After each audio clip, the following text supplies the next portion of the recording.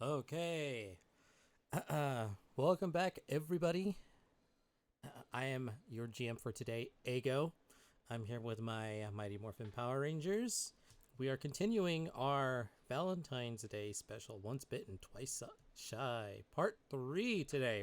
We've done 2 parts. I'm going to get into that shortly.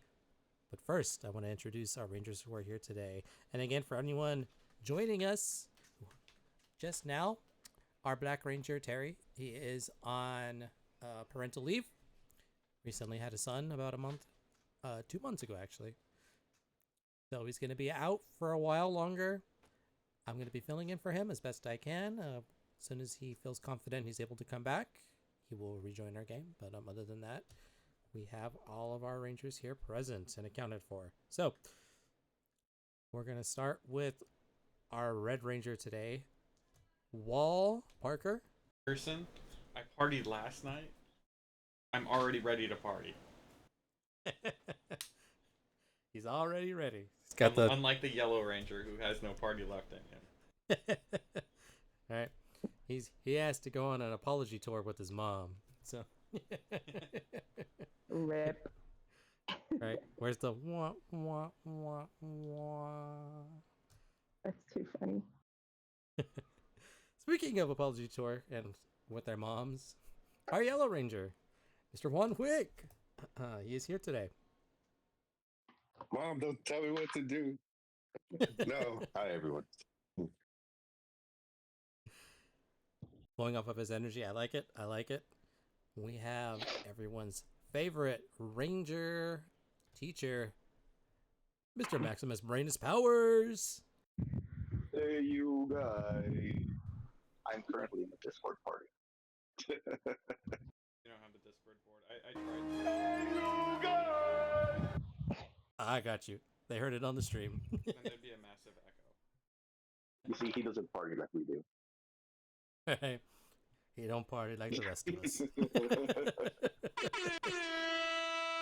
There it is. That's what I was waiting for. Oh, God. Awesome. Again, love the energy. So much partying, Discord party, regular partying. People under partied, over partied. Going up the tangent of parties. Our Pink Ranger, who might want to go to Das Club later with the girls to have some partying done herself.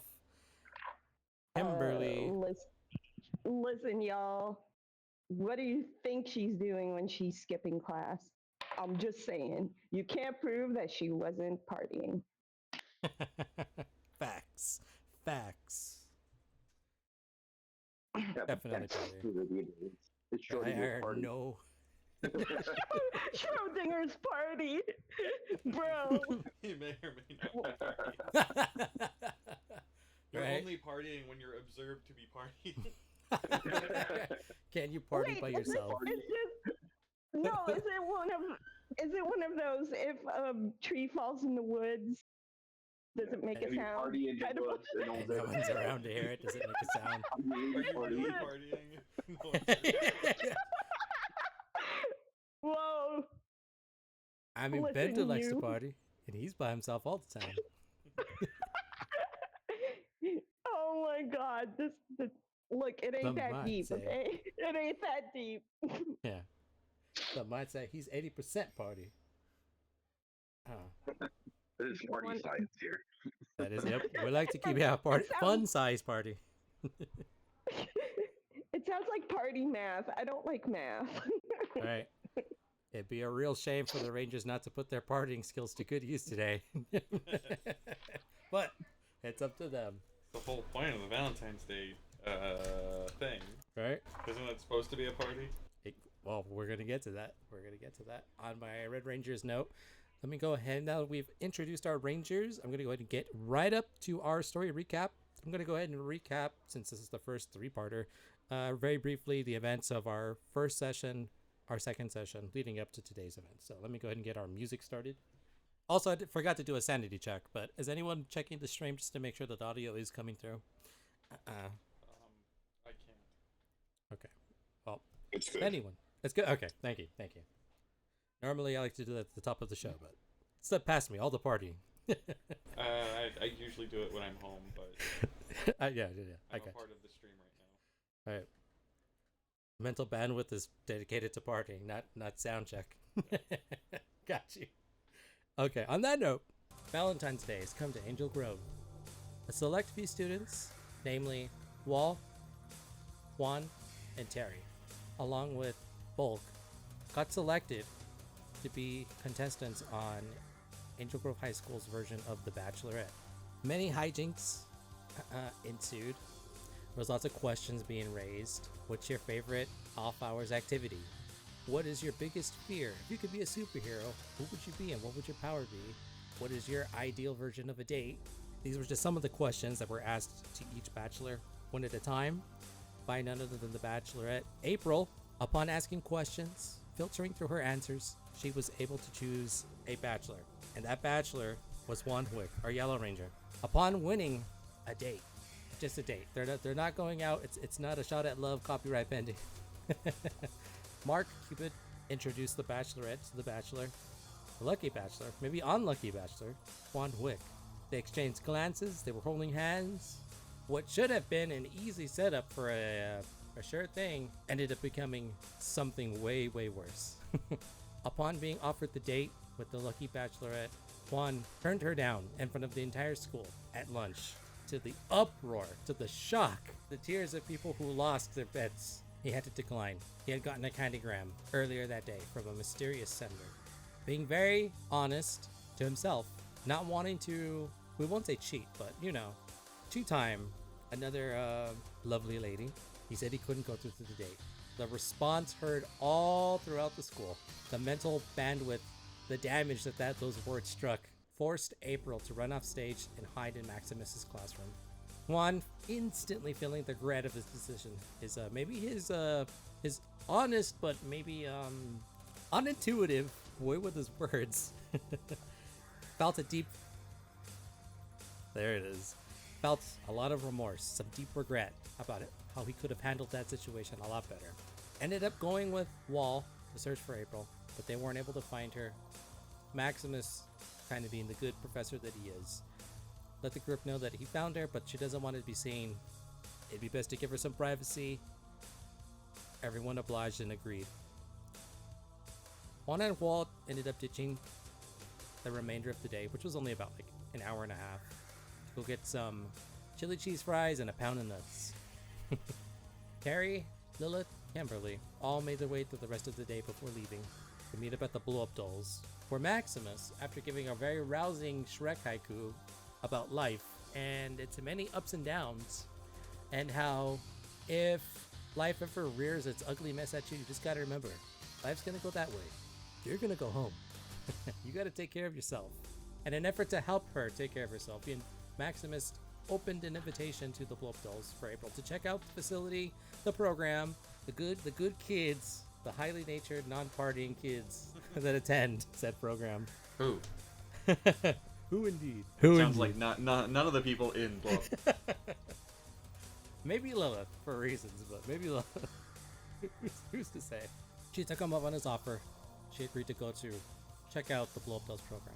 Upon everyone meeting at Blow Up Dolls, Kimberly was immediately on damage control, trying to check out to see if any harassment campaigns, anyone saying any mean comments, have any means been created. Is April going to be regretting life?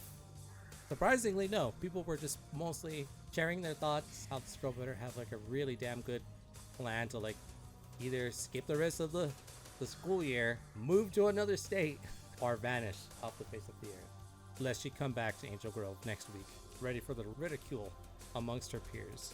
Juan, also feeling he's got to be on damage control, attempted to have Terry contact the cheerleaders to try to see if they could maybe help out. Terry was one step ahead of him on that. He kind of talked to Inez, the lead cheerleader. She agreed to look out for April, kind of take her under her wing, see if they couldn't, flip the script, kind of make her popular, get this whole Bachelorette fiasco behind her out of everyone's minds, give them something else to talk about. After some brief brainstorming about what should and shouldn't be said or done, Juan felt it best to get the aid of his fellow news reporters at the local paper for Angel Grove High. He did a very genuine, sincere, maybe a little too overcorrecting apology with some very genuine and kind words. Hashtag, let's get April her wings. Let's crown her the Angel of Angel Grove. He tagged everybody, and I mean everybody. He even tagged continents. Putin, Russia, Mayor Gomez, City Hall, all the local establishments, fast food and whatnot. If he's ever done some kind of a write-up, an expose, an interview, he's reaching out. He's getting the entire Angel Grove community involved to help crown her the Angel of Angel Grove before the night is over. Upon doing this, he didn't realize that word travels fast, not just in schools, but also on the internet. Little did he know that his sincere apology and his efforts to make right with this girl would make his way to none other than his mom. After getting a phone call and a stern scolding, he decided to hang up on her to get to action. Boy, oh boy, was that let me tell you, viewers at home, you may always feel the urge to hang up on parents, but don't do it. Doesn't end well. After apologizing to his mom and then agreeing to go apologize to Angel's parents upon finding them out, he's waiting for her to get off of work so that they can go make amends and show that there's more to him than kind of his rash actions are leading everyone to believe he is.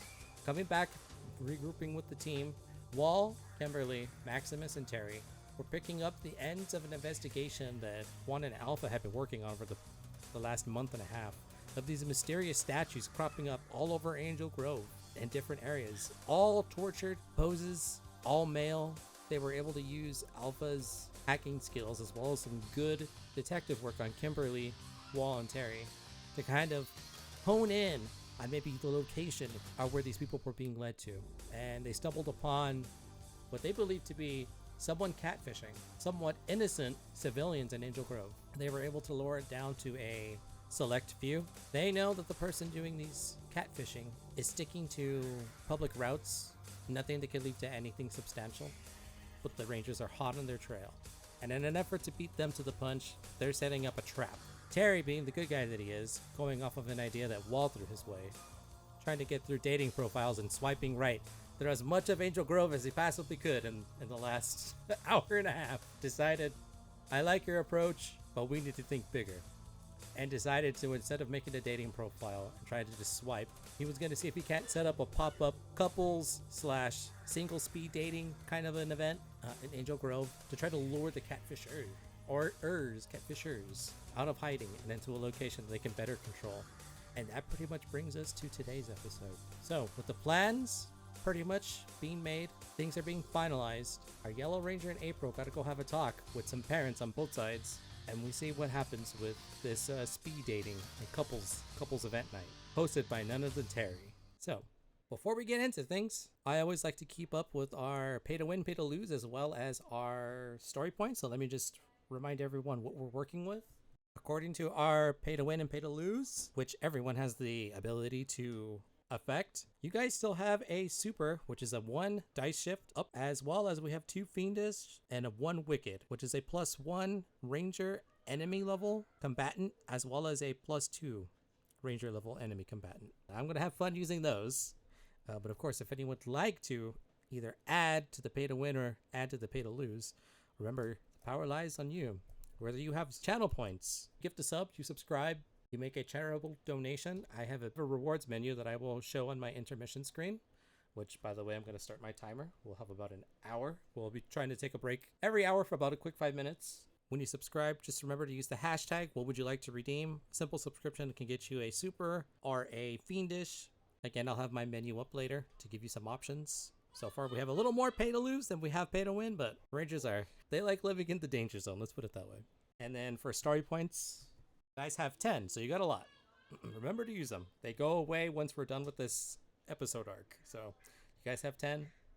They can use them for rerolls, clues, if they would like a helpful hint, certain abilities, things like that. So you guys have 10. And with that, we can begin part 3 of our Valentine's Day special. So we will start with our group back at Blow Up Dolls, which consists of Terry, Maximus, Kimberly, and Wall. So Terry approaches everybody. He lets out a good news, everybody. I have an update for our plan. As you know, maybe you're not, you haven't heard of it, but there's this new place that just popped up in Angel Grove called Das Club. Well, guess who just bought them out for the night? as a venue. That is going to piss off a lot of couples. Good job. It's the least I could do. It's the least I could do. But I bought them out for the night. I considered buying them out in their entirety, but nah, we'll see how it is when we get there. I haven't been, so I can't say if it's my kind of vibe. I should have supplies, things furnished. We can get the word out, of course, social media, pop-up events. People are going to love the limited time nature of this. I got us a venue. And seeing if it's roughly about 4 o'clock now, probably take, I'd say, another two hours, if that, to get everything situated, get the table set up, have a banner made and placed, get things secure and whatnot. But I'm going to be working on that, so I'm going to go take care of that. I'm going to go be on site. But if anyone needs me, feel free to text. Anything happens, Alpha, you know I'm always on communicator, but I got to go take care of business, guys, so I'll see you at really? Dusk Clear for the plan. We're always on communicator. Anyway. Yeah. Kimberly pulls out her phone and messages Lilith. It says, Des Club canceled, still doing sleepover, still having April over. And then she just sends the text to Lilith. As you send the text, Lilith kind of gets it. You see the speech bubbles. Oh no. Well, maybe it's for the best, but still down for the sleepover.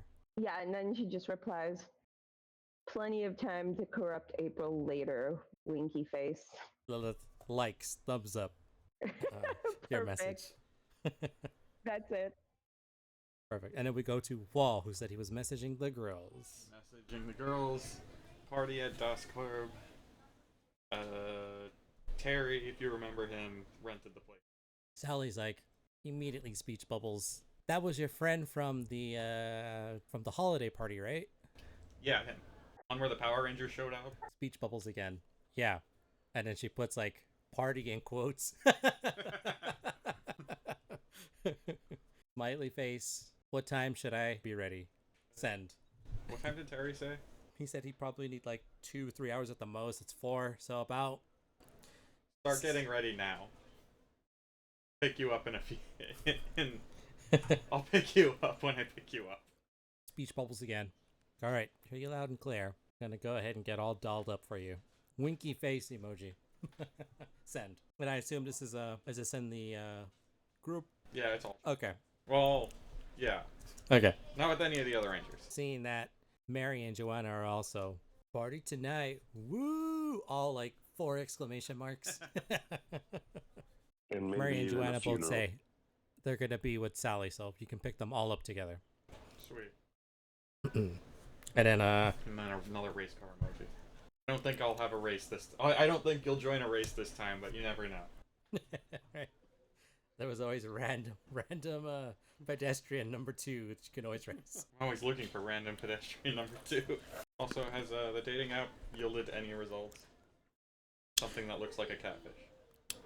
So far, not yet. It's a little too soon to tell. You're kind of like, to cap up on last session, this is all kind of happening like in the span of, I'd say, 30 to 40 minutes. So give it some time, but Okay. we'll check back in to see if any promising leads come your way. We're gonna go to Maximus. You got any rousing haikus, any words for the Rangers during this plan? Everyone seems to be taking care of their own personal arrangements. I know you had that mysterious date at Dusk Club later, so. Duh. I'm just weighing it, man. I'm just gonna show up. I got nothing really planned. All right. I like it. Whatever happens, happens. Pretty much. Perfect. All right. Well, it seems like Terry's doing a lot of the heavy lifting on this one. So he's already kind of left. He's taking his bike. He's going to go get stuff ready and just oversee the whole operation, making sure everything's set up. Invitations are laid bare. He did also send in the group chat, since he's already left the premises, idea I had on the way out. Instead of doing cover charge, what if we comp people's entrance fee if they agree to do hashtag help April get her wings? Like if they promote and they vote, he'll comp their entrance and they can just get in for free. And that's still like the Ranger group chat, so everyone sees it. Seems fine, I guess. It's your money. Just trying to help out April. That poor girl. Kim's response is we can pull it off. So isn't it a club? And This the is like a hashtag high school thing. And the hashtag is give April her wings. Give April her. Thank you. Yeah. No, but like in character, she sends it. I mean, just so we didn't get sued by Red Bull for the competing energy drink with the same slogan. I mean, listen. Stacy did this. Spelled, hashtag Okay, spelled April with like, one. Hear me out. April with two Hear P's. me- April loves Red Bull. Okay. Yeah, it's Okay, got the but hear me sponsorship out. money. Yeah, hear me out. She either gets the Angel of Angel Grove or she gets energy drinks. It's a win-win. That is true. I can't fight the facts there. Yeah, like who doesn't love free shit? Terry's like, okay, not hating that idea.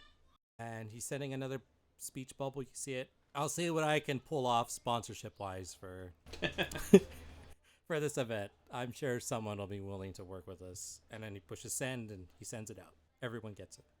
That's happening. We're going to go ahead and jump to... Well, first, does anyone want to do anything with like their spare time? Now it's kind of like a flux kind of position. It looks like Wall's going to get ready, pick up the girls. Does anyone need to go do anything before everyone reconvenes at Dusk Club for the couples speed dating event thing? Does anyone need to go anywhere or do anything by themselves, I'm saying? You nailed Wall's plans pretty young. I believe Maximus is playing it by ear. You're not going to go pick up like a really cool like all blue tuxedo from Dumb and Dumber?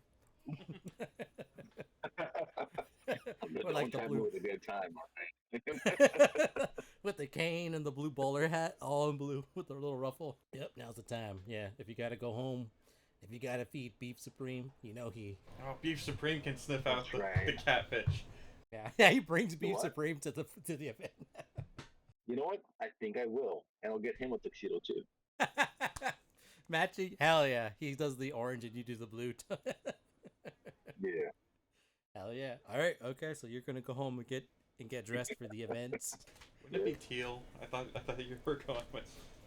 Oh, actually, yeah. primary color. I guess yeah, it would be teal. All right, cool. So he's gonna go home and get dressed. He's also gonna pick up Beef Supreme, bring him over, get him dressed. I'll throw it to Kimberly. Anything you can think of that you'd want to do before heading over to Dusk Club? No, I don't think so. Kimberly would probably just go home and get ready and like. So the thing is, like, this is a whole like dating situation, right? Couples, speed dating, the whole bit. So I think Correct. her part in it is like she's gonna like work behind the scenes, like if like I don't know how Terry worked it out in terms of who's working at that point of like bartenders or whatever, but she'll probably be like, I don't know, handing out tickets or whatever, just so she can blend in and keep an eye on things. Okay. They'll like make arrangements with Terry on that front of just like, Okay. Kind of. I need a job, or she needs a job that is just so she can observe. In the thick of things, on somewhere on the ground where you can like move in and out, have lay of the land. Yeah, just a way for her to be able to slink away to as she sees fit, so she doesn't get noticed. Sneaky sneaks. If you'd want to send more or less those thoughts to Terry in a text, I can have him reply to you. Yeah. Okay. So Yeah, just like yo, I need something to do during the event so I can come and go and watch, keep an eye on things. as you're speaking, you see the bubbles. Normally, I got like the workforce down. There's plenty of people that I employ that do these kind of just one-off gigs for me. But yeah, that would be smart to kind of keep an eye on things on the backside of everything. He kind of shoots some things your way, like, do you want to be like a hostess? Do you want to be like, You want to be like someone checking in people like at the door? Do you just want to like be security? What, I could make any I position. think she'll go for the. Yeah, I think she'll go for like a hostess sort of situation where it makes sense for her to move around, Okay. you know, So, or like something where after the start of the event, when people are finished coming in, she can move around. Yeah, so I'll just say that we'll go for like a hostess situation. he pretty much replies to you right away again. You see the speech bubbles. He's like, yeah, I could definitely help you out and you can be a hostess for me. He's like still organizing the details. He's like still working out the final details. I guess just head over to Dusk Club and like the next 2 hours, I should have a uniform for you. And we'll go from there. And he sends that. Okay. Terry's working on things. Everyone else is making their Dusk Club final preparations. We're going to go to Juan and April, who are still also at Belopdol's. They have not left yet. They've kind of just agreed to investigate the Candygram.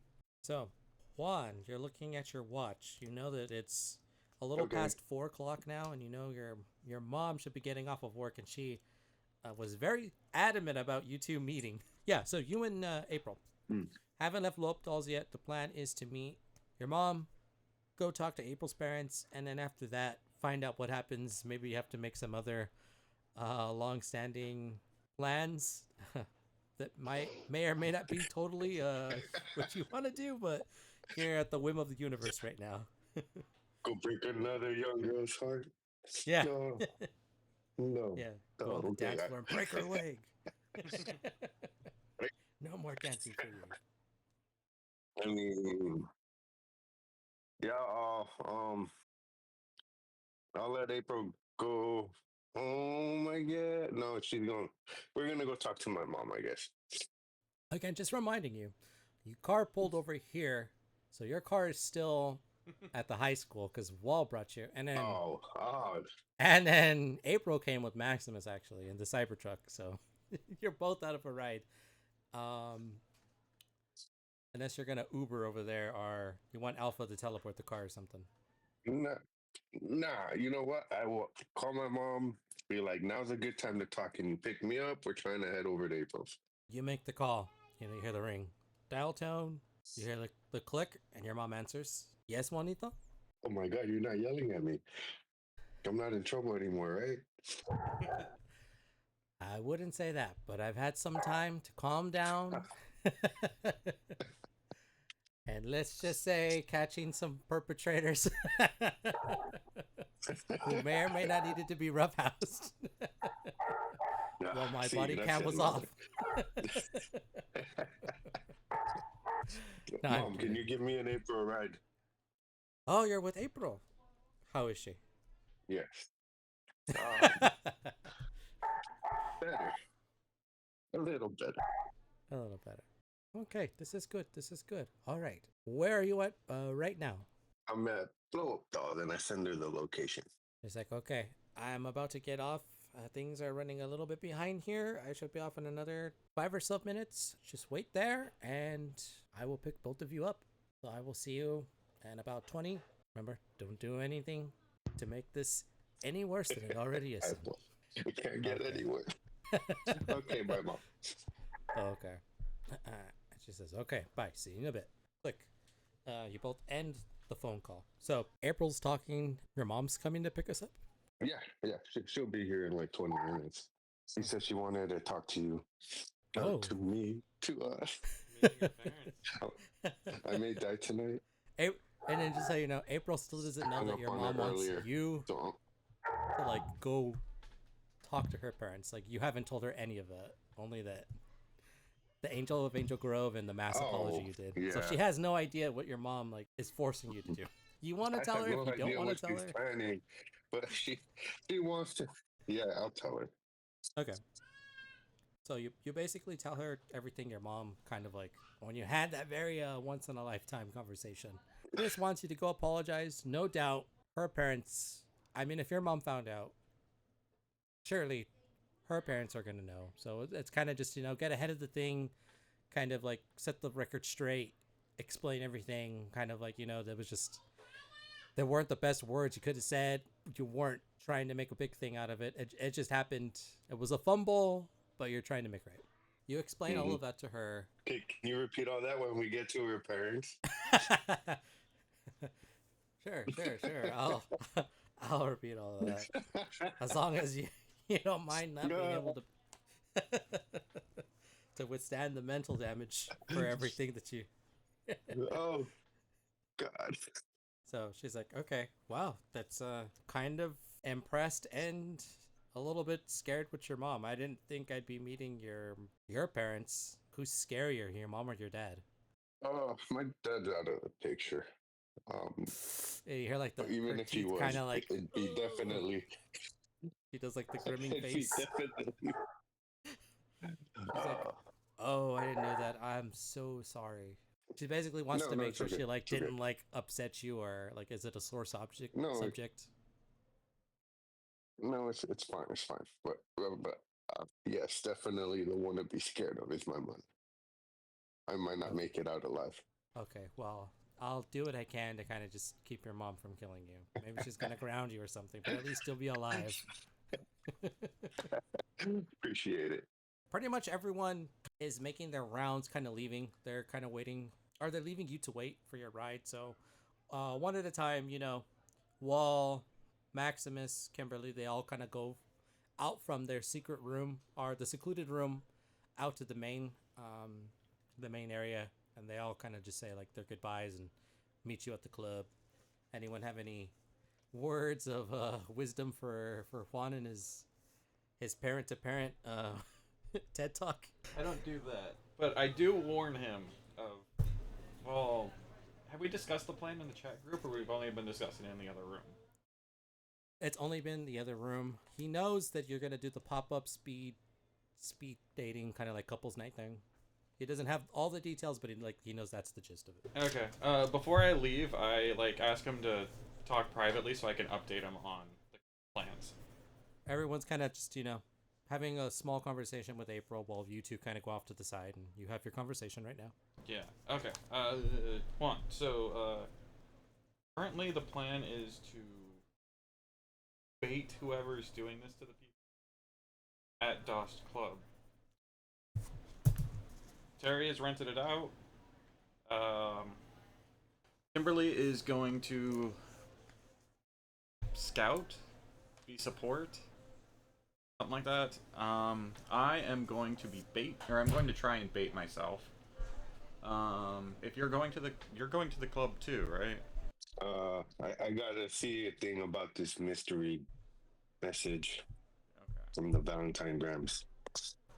Okay, so that lines What time up. was that? I think it was at 8. No, that one was supposed to be about 7 o'clock, 7:30. Or I'm going to bait myself with a speed dating thing. Okay. If you need, so if you're going to be there, just be on the lookout for something stupid, a monster to pop out, and be prepared for ass whoopings. Okay. No, for sure. I don't know if there's anything else to update other than just us, right? Terry stuff. Yeah, Terry's already trying to organize it up for the event. Terry should be there too, so we should be fine. Good luck with the April stuff. If he needs a place to I will crash, do my best. your floor is always available. No, You can sleep in the car. Yeah. With April's help, I may just make it. Might be going a little bit far on the stuff, but you do you. Yeah, I can't disobey my mother anymore. Well, you should at least dress up a little bit for the date tonight. You're right. Dress to impress or casual? That is definitely a question for Terry. Let's if you want go. a message. That's fine. We'll keep it casual. Yeah, as All you right, guys then are I'll talk to you later. Bye. having the conversation, the group gets another update from Terry. Semi-formal dress, just so you know. Trying to work with sponsors. Yeah. So Well, don't. that answered that question. Yeah, he kind of says that to everyone, so everyone knows the attire for tonight's festivities. Yes. And then he's like, if anyone needs anything, let me know now, and I'll have some options at Dusk Club. Back to planning. Is leather semi-formal? How formal is leather? Dumb question for Wall. He probably knows. Just put on a blazer. You got this. Terry sends immediately the laughing emoji with the tears in its eyes. He's like, okay, for you, I'll have some options selected. Just get here in about 2 hours. Don't worry, I got you taken care of. No. You want formal? I'll give you formal. And I have like all caps but make it sound a little threatening with the emojis at the end. I can't stop you from making your own decisions, but I can tell you that the options I'll provide, you're gonna like the way you look. But again, you do you. Don't let me stop your own swagger. Send, and then you get that. Okay. I said what I said. I'll be red. I'll be dressed. I won't be happy about it. And then he sends you a quick. Be such good monster bait. Master bait. As soon as Someone say a master. As soon as he gets to the masturbator, yeah, he thumbs up. He's like, on second thought, maybe the leather isn't such a bad idea. We'll talk shop when you get here. I wish I had stats. Oh, I do have some stats on persuasion. Yeah, could be. Okay. Yeah. You know what? I'm good. All right. I'm messaging Aunt May. May, I need to show someone up. Can you give me some of my dad's old clothes and dress me up? Or do you have any of my dad's old clothes? You see the speech bubbles. You see like almost like the tired face emoji. That's like weary. And then you see another emoji of cocktail drink, followed by vomit. Oh. You see the text bubbles continue to go off. I'll talk to someone else. I'll ask someone else. Just where can I find the clothes? Again, the text bubbles are you see them. Clothes should be in the storage unit we have with a lot of my brother's other things that I just want to keep safe. I don't know where exactly, but a bunch of his old things should be in there. So if you need the key, meet me back at the hotel. I'll have it on the table waiting for you. Send. Scrap the entire idea. Alright. Let's message the lawyer Bob. Alright, here we go. I need a suit to show someone off. A much more rapid text, and it's like, okay, for your usual course of demands, this seems somewhat tame. Yes, I can definitely get you a suit. What were you thinking? I was thinking my dad's old clothes, but that sounds like a bad idea. So, I don't know. I just want to show something really nice to show someone else up. Speech bubbles. He's like, yeah, wearing your dad's old thing sounds nice, but you're going to date yourself immediately seeing the old fashioned. So maybe not the best to get someone to show up somebody with your attire, but he gives you a list of like some suit rental places if you just want to strip buy something. He's like, if you want to get something custom, like custom in 3 hours or 2 hours. Laughing, he's like, how big of a favor am I asking? And he wants to know exactly where are you going to go with said suit. Dusk Club. Oh no! Or a singles night. And then you get the face palm emoji. If I help out with this, you gotta promise to stay out of the news. Don't let anything happen. Can you do that? Send. Based off of what I know, I can't honestly answer that. Based off of current information, no. There is a possibility I could be in the news. Not from the usual stuff, but maybe as a victim. Confused face emoji. What do you mean, victim? I heard there might be fighting. I'm definitely not going to start the fight. But who knows? ... You see speech bubbles again, firing off. Yes, we can get you something tailored. I get, new suits made all the time when I need them. Alterations and whatnot. We could obviously make you look good for tonight. Just promise me you'll at least attempt to do your best to avoid the fight. No. Well, once the fight breaks out, All bets are up. I will definitely promise you I'm not starting the fight. I will have friends there. I will be a hero. And you see the speech bubbles. If your friends are good friends, hopefully they will help keep you out of the limelight in a negative way. Hope you enjoy the night. I can help you with the suit. Send. Fair reaction. Thanks. I always thought you were kind of a dick. You're kind of cool. If you want to party with me and my friends sometime, I can pay you back in that way. Not tonight, though. Yeah, not tonight. Any other night, just not tonight. Yeah, gets the speech bubbles. Thanks. I'm pretty busy myself. Being a good lawyer, just don't try to make me work too hard. And then it gives you like the thumbs up emoji. Send. Okay. I have the conversation here and wait for details on tailoring. Okay. Other than that, the only other person that hasn't left Blow Up Dolls aside from the core Rangers, April and Juan, is I'm just checking with Kimberly. Kimberly, was it your plan to also kind of like take Lilith and you were just gonna like tag team tonight as well? She was gonna like be your buddy cop, or were you gonna go solo? I think I'm going to go solo. I think we used to have plans April. Like, I just want Lilith to be able to distract April. Like, oh, Kim's gonna be a bit late. So yeah, Lilith will, she'll understand. So then it's just Lilith and Juan and April. Everyone else is, suiting up, trying to who's gonna win the best dressed. Or I'm planning on winning it at this fight. Exactly. So everyone's, getting arrangements made. So we're gonna go to Juan and Lilith and April, who are all hanging out while everyone's getting ready. So about 10 or so minutes has passed with all the texts, everyone making their plans, going their separate ways. Your mom should be arriving any minute now with you and April to go meet her parents. Lilith is kind of just hanging out.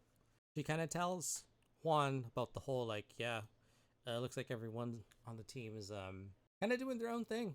April kind of interjects and asks some questions about Blow Up Dolls. She got like a really rough generalization from Lilith, like the ins and the outs, some of like the actual projects that are to be made. Kind of how you guys are always like going off to get supplies, going on runs, going around the town collecting like samples and things, for different tests, activities you do. So you come and go a lot. That way it appears to be normal to her. But she did say that other assistant, Amanda, she seemed kind of like something was off about her. And the front. Wait, who? Maximus's assistant. You met her for the pizza party. What's so weird about her? It was like, so as you're saying that and asking what was like, well, it's like, yeah, she's kind of seemed out of like the normal for her usual self. She was like complaining about a really bad like migraine. Her eyes have been bothering her. Those like anytime you ever get like your eyes dilated and you have like those special glasses that like help block out the sun. Yeah. She's been like wearing those for like a few weeks, like most of the time. Not every single time you guys are at Blow Up Dolls, but like pretty often. She seemed a little I don't know. She just seemed like erratic, maybe antsy, a little more than usual. She didn't seem like she was all that put together. She was just. She seemed robotic. What? She seemed robotic. Well, I know anything? I said erotic. That's what I heard. Erotic. Yeah, she was neurotic. Bubonic. Erotic. Demonic. She an egg. She seemed ironic.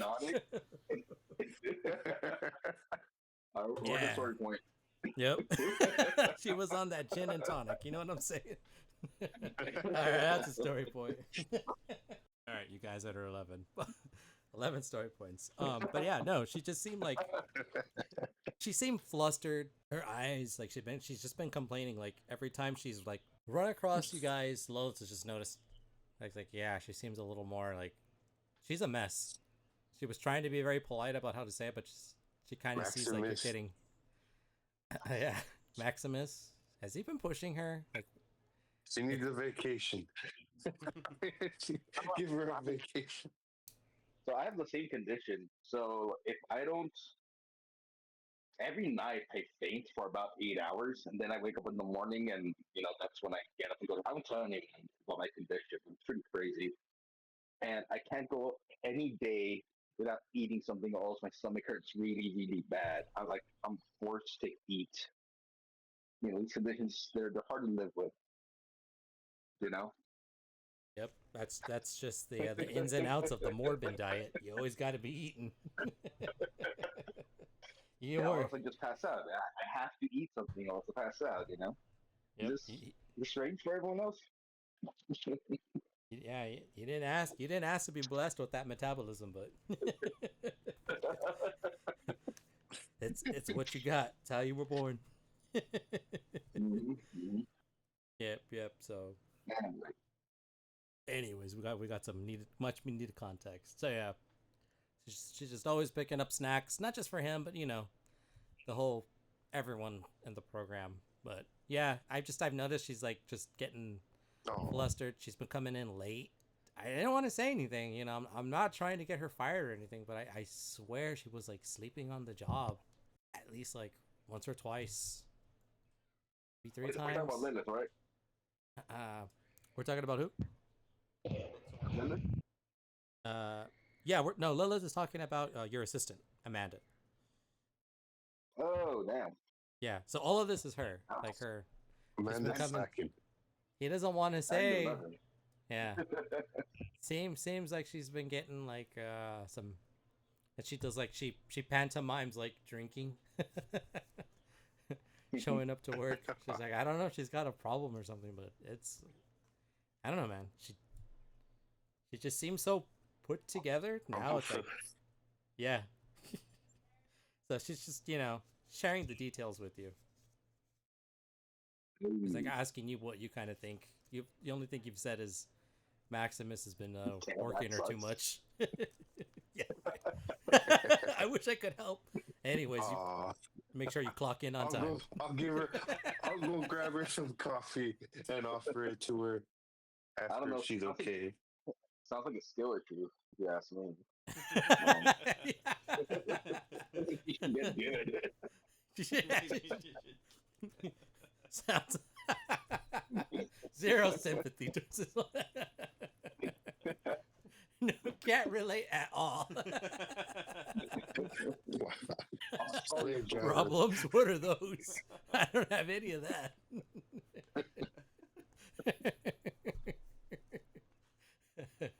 Yeah, you're like on the way to the Cybertruck. You're saying all of this, so like as you're leaving, that way it can all be in context.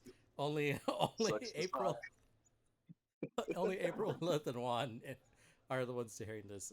Amanda's kind of just like back up, blow up dolls, hopefully doing her administrative tasks. I don't know. I assume she still is. But yeah, you did say you were gonna get her a coffee tomorrow, unless you wanted to go check on her. Something. All right. No, I was like doing it before I leave. Oh, okay. Yeah. So you're like, after hearing that, I gotta go check on her. She's integral to blow up dolls. She got all those permission slips turned in, and she does all the boring, monotonous tasks so that so that Maximus could live his best life. And that's a sacrifice I'm willing. Amanda, if you need it, I will stick my mother on Maximus. Right, exactly. She's just the secretary, or no, she's not a secretary. She's just the administrative personnel behind the man. You could think of like a pyramid, and like Maximus is on her shoulders, like reaching for the stars. She's like piggybacking you.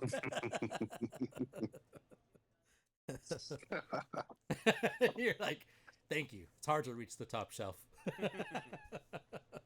before you got here. Okay, so yeah. The big bucks.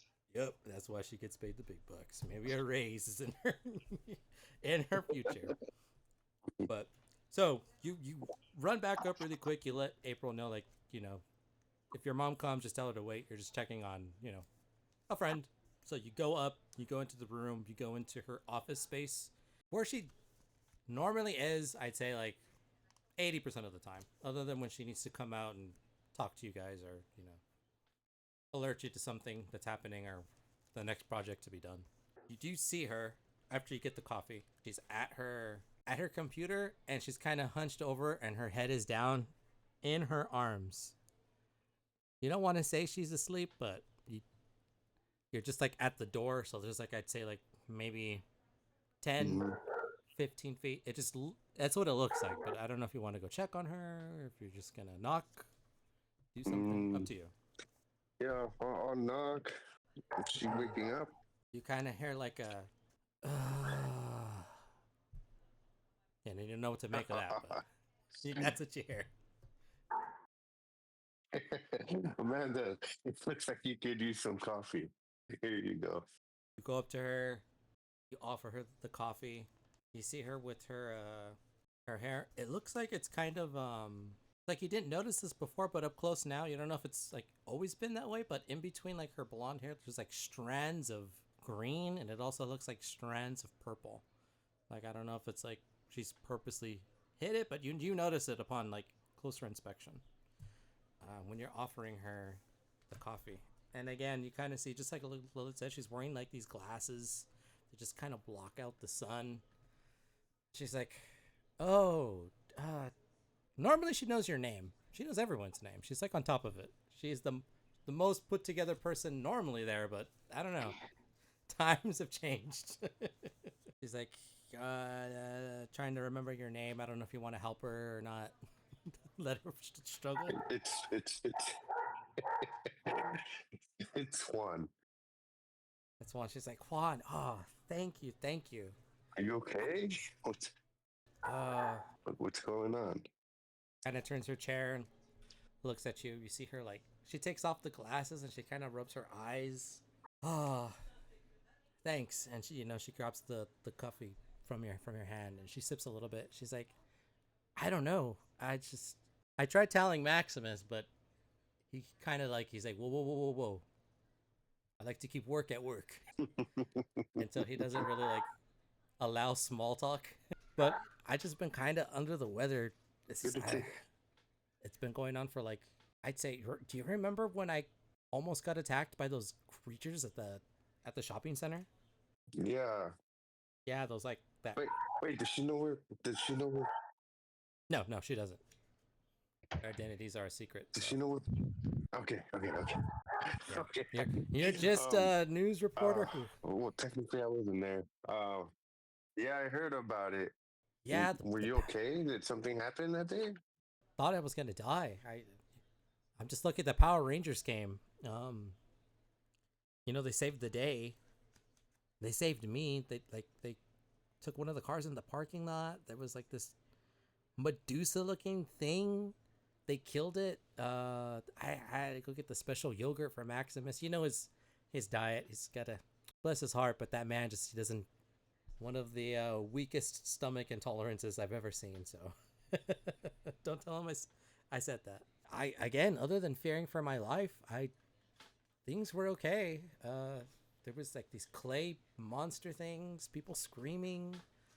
I went inside the mall. I came out to greet the heroes. That was awesome. It seemed like a normal day.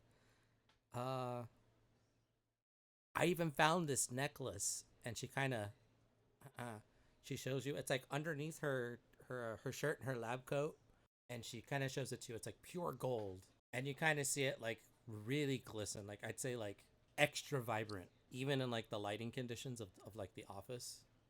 So like it really stands out to you. She's like, "Yeah." Did you tell Maximus about this necklace? No. I mean, I didn't tell anyone technically. I mean, it was just there lying in the pile of like the rubble of like the monsters, I guess. I mean, you got to take these opportunities. Is that if I take a picture? It's like, yeah, sure. On clicks it around her neck, and she kind of puts it, hands it over to your hand, whether you want to like take a picture on her or like on against a whiteboard or something, or on the desk, so you can take a picture however you I'll want. take a picture. I'll take. I'll take it. Put it on the desk. Take a picture of it. Send it to the group and to Alpha. Let her know what's going on. I mean, this might be causing her to her feelings to. I don't know. I'm seeing. I remember. I tell them about how she's feeling. And I let them know about how her hair. I guess there's green purple stuff coming up. And maybe the necklace is causing this. So you're gonna send that right now. Again, everyone's basically getting ready for the current plan, which is happening tonight.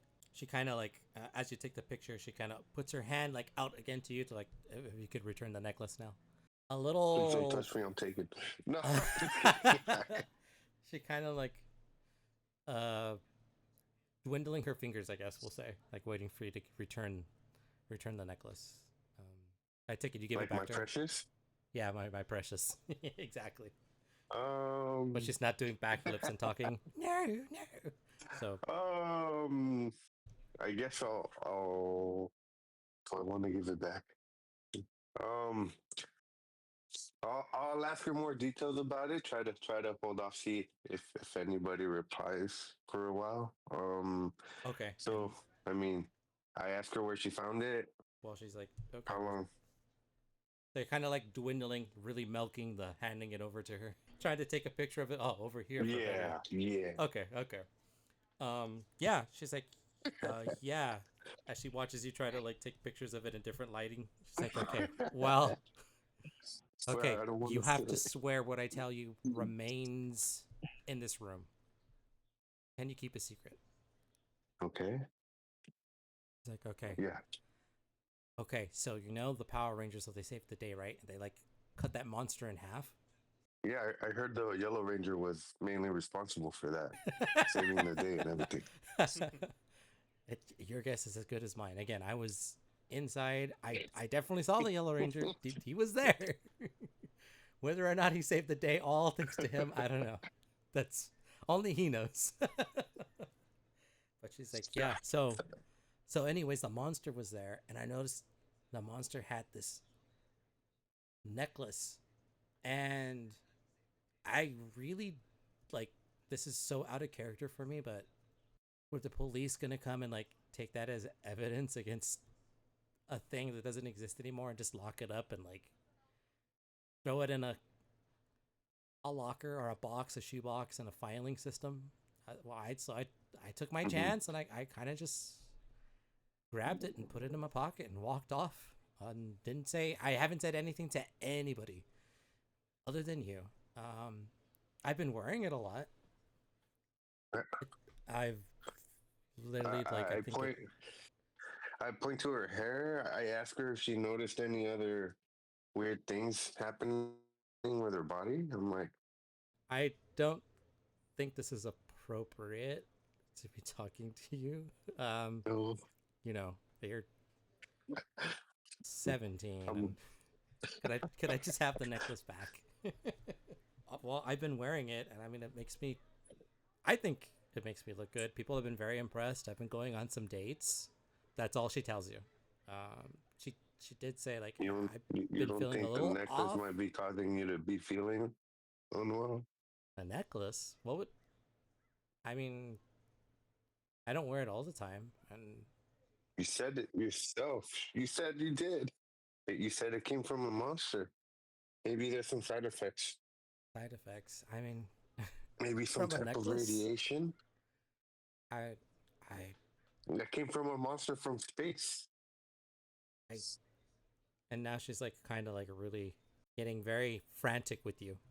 I mean, sure, but my eyes have been bothering me, and I've kind of had these headaches, but I mean, I'm fine. I just feel a little tired. Like, that's about it. I mean, I don't, radiation, does that make you tired? Yes. Have you talked to cancer patients? To be honest, no. Oh, But it does. It does. he's like, okay, well, that's an interesting take on that. I appreciate your Maybe we concern. should keep this. Your whole talking of like it seems like you're leaning towards not giving it back to her, and she's picking up on that. No, no, no. I'll give it back. I'll give Okay. it back, But you've just been very like, just. be cautious about it. Like, I'm, maybe don't wear it every day. I just want you to be safe. Yes. Keep And then again, keep it in a vault, please. when she gets the necklace back, immediately she like puts it back around her neck, tucks it back underneath her shirt, and she's like, there we go.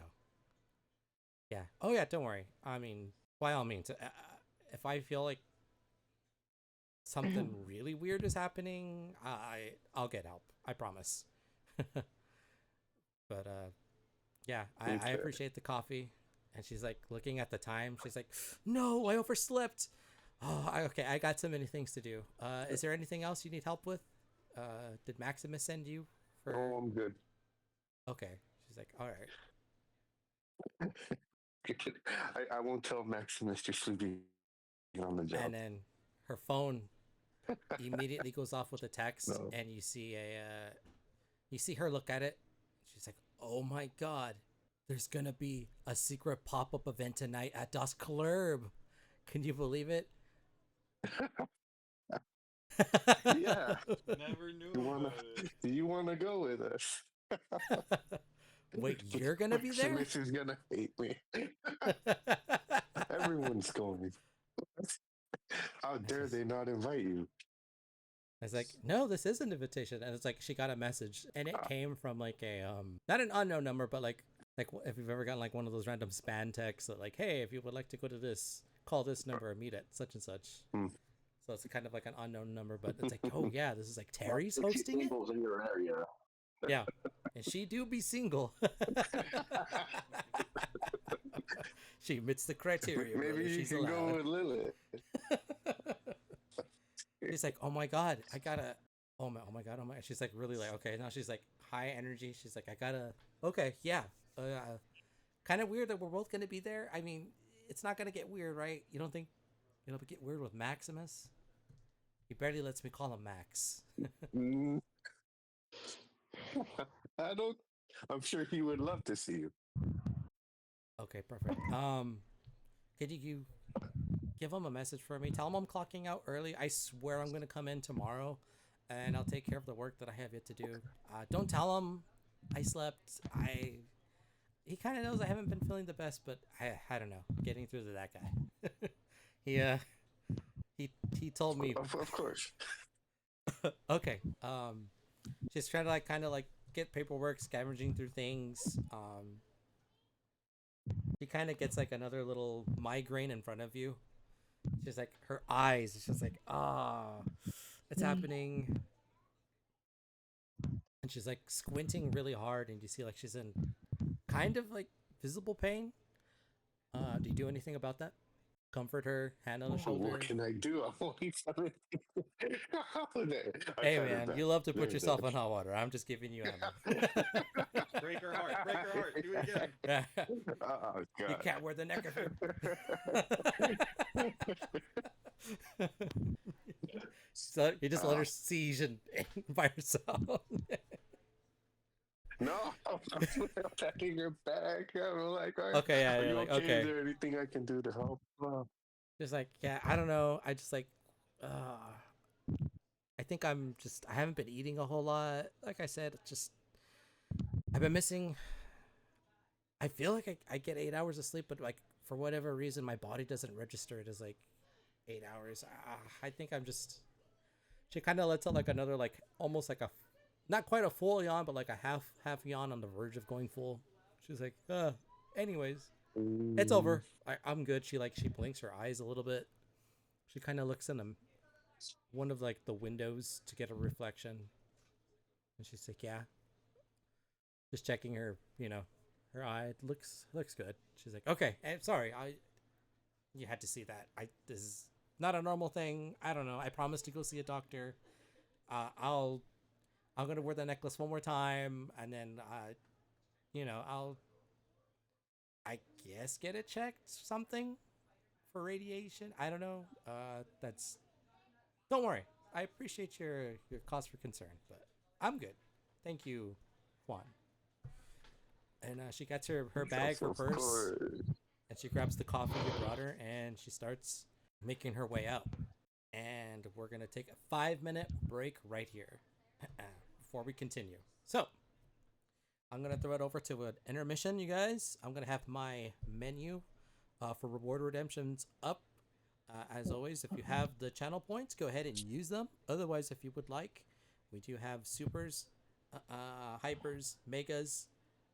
We do have wickeds, emperors of evils. We have monsters of the week. We got teenagers with attitude. If you'd like to make an important NPC, if you'd like to make a monster to go toe to toe with the Rangers, all of these rewards are available. We have a certain amount every stream we do, so make sure you grab those rewards while you can. And I will see everyone in 5. Okay, and we're back to keep this show rolling, moving along. So, to catch everyone up on the first break, Rangers all went about their separate ways to get ready for the event, pop-up event hosted by Terry as a trap for this mysterious catfishers. Kimberly is going to be an event hostess. Wall is going to get custom suit tailored to him to show up somebody out of spite. He's going to go pick up party girls, Sally, Mary, and Joanna for another epic party.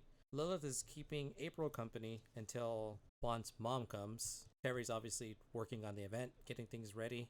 Takes a lot of money and a lot of time to supervise while things get put together last minute on Valentine's Day, but goddammit, he's making it happen. So, Juan just had a very eerie, we'll say, encounter with Amanda, Maximus's lab assistant. She takes care of administrative tasks. She helps out on the Blow Up Dolls program. She goes and gets him his yogurts, his food for his morbid diet. She's in about the 2 months that the team has been in the Blow Up Dolls program, they've gotten close to her. Lilith has been kind of eyeing her off on the side, knowing that, like, hey, she hasn't been looking her best, dressing her best. Just kind of things are a little off. Kind of been sleeping on the job. She's been, seemingly just burning the candle on both ends, overworking herself, at least to her best guess. She hasn't been digging too deep into that. She told all of this to Juan. Maximus on his way out before he got to the Cybertruck said, forget about it. She's fine. Is she up? Is she walking? Does she know that all the tasks need to be done? She's fine. But Juan, again, kind of like building up his good karma. She could use a coffee. So he went to go get a coffee at the food court area before going back up to the Blow Up Dolls in the main office. Seeing her kind of asleep, she kind of had like a migraine, we'll say, in front of him. He noticed that she was in not a great deal of pain, but a noticeable amount, at least noticeable on the outside.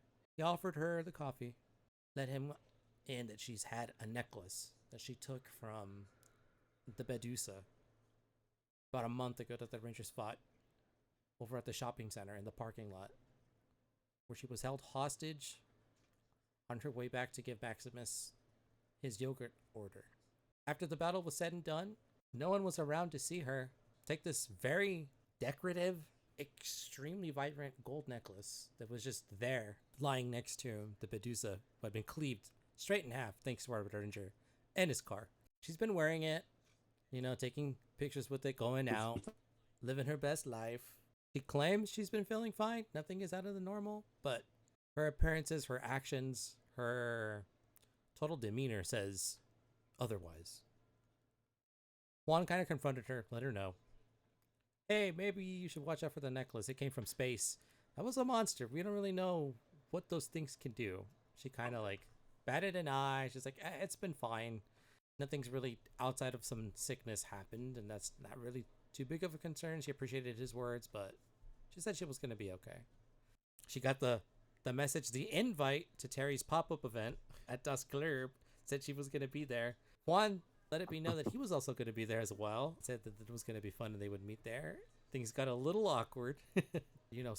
School staff, even though they're not on school premises, to be, conversating about these kind of topics is a little taboo. They agreed that, yeah, they would see each other there, but, not going there together. Yeah, we're all going to be there. Maximus will be there. It'll be a good surprise for you to see him there. She smiled at that, at that suggestion, and then she went off to go get ready for tonight's event. We cut back to Juan meeting Lilith and April. We see a car pull up. Familiar car to Juan. This car can only be known as the sedan that your mom drives. See her kind of pull up. She waves to Lilith. She kind of waves to April. She puts on her lights. Let everyone know she's just gonna be parked right here. Hurry, get in. Waves to you. I assume you get in the car, right? You're letting April ride shotgun. You ride shotgun. Yeah. Both of you in the back. What are you thinking? we'll ride in the back. I'm still scared of my mother. All right. So while you're doing that, Lilith's like, I'll be okay, safe in the back.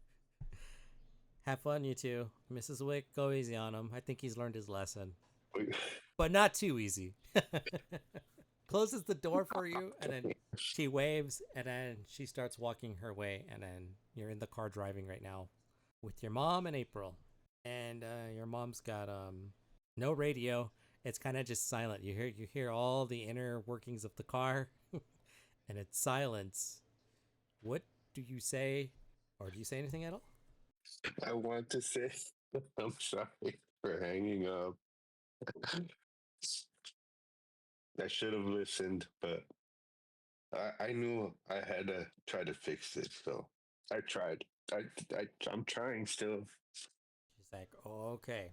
and yeah, I just want you to know I'm going to do better.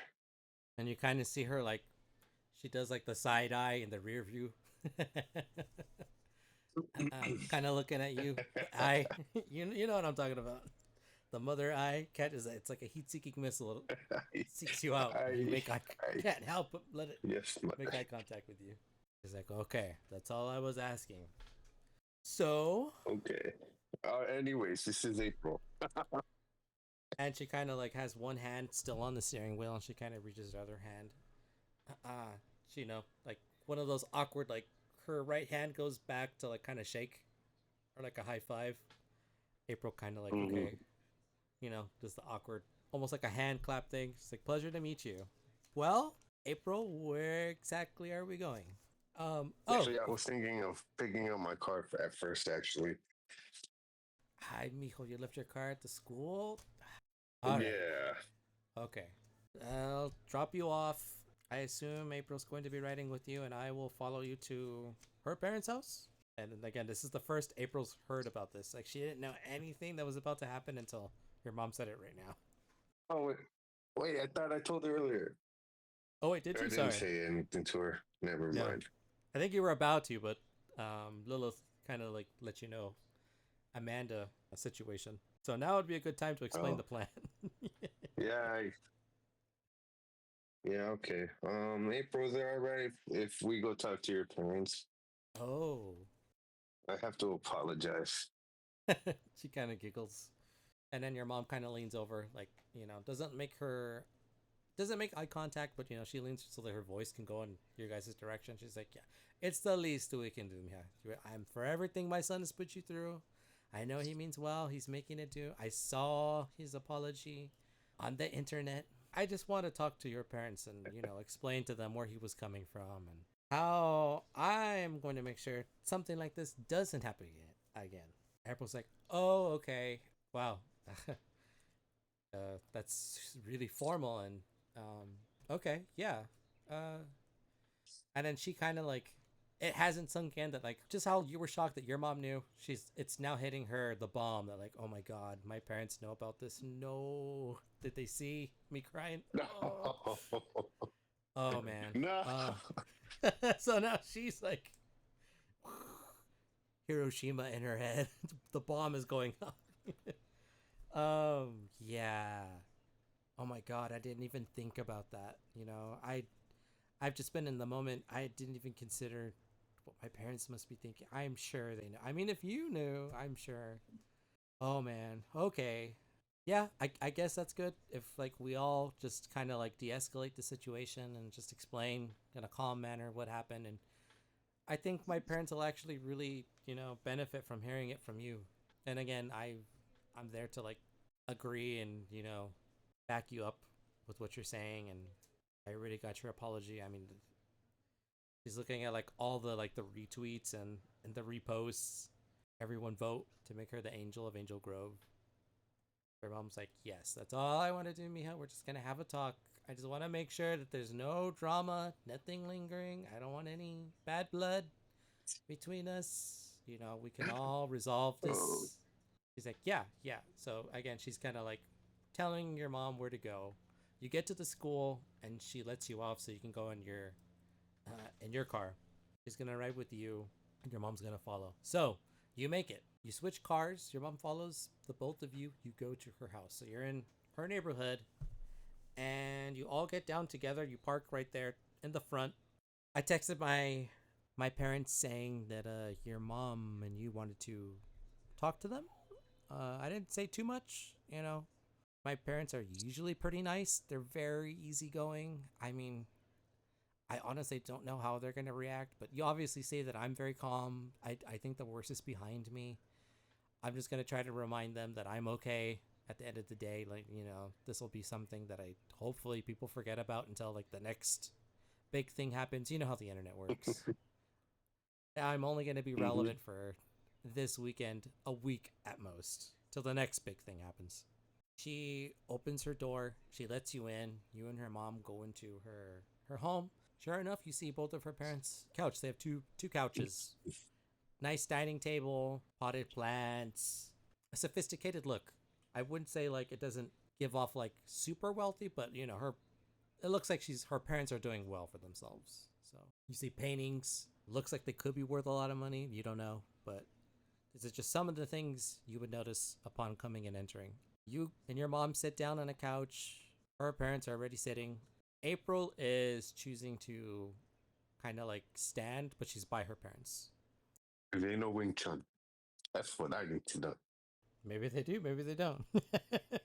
No, don't tell me. You'd have to size them up as a martial artist for 1 full minute to ascertain that answer. No. We see April, her mom, her dad, your mom, and you sitting kind of across from each other. As you take a seat, April's dad kind of introduces himself. He's sipping some tea, some herbal tea. He puts his glass down, stands up to shake your mom's hand. April's mom also does the same. They introduce themselves. Hello, hello. We're the Hamadas. This is my wife. Pleasure to meet you. Your name? She's like, Lupe. My name's Rena. And she's like, oh, pretty name. Thank you. Exchange hellos, and they sit down. Your mom is the first one to talk. I don't really know how to go about saying this, so I'm just going to say it. Earlier today, there was a dating show type thing, I guess, at our children's high school. I'm sure you knew that your daughter was selected to be the bachelorette, which I'm thinking was a happy moment for her and for you guys. Her dad says, yes. Oh, yeah. April seemed very happy to be selected. She made it clear that it was a chance, a coveted position. It could have easily gone to anyone else. She's like, yes. Well, again, I'm glad that your daughter had this opportunity. And from what I know, meeting her for 10 or so minutes, we were in the car talking. She seems really lovely. Have a really great daughter on your hands. I just wanted you to know that. But my son, I'm a single mother. His father is not in the picture.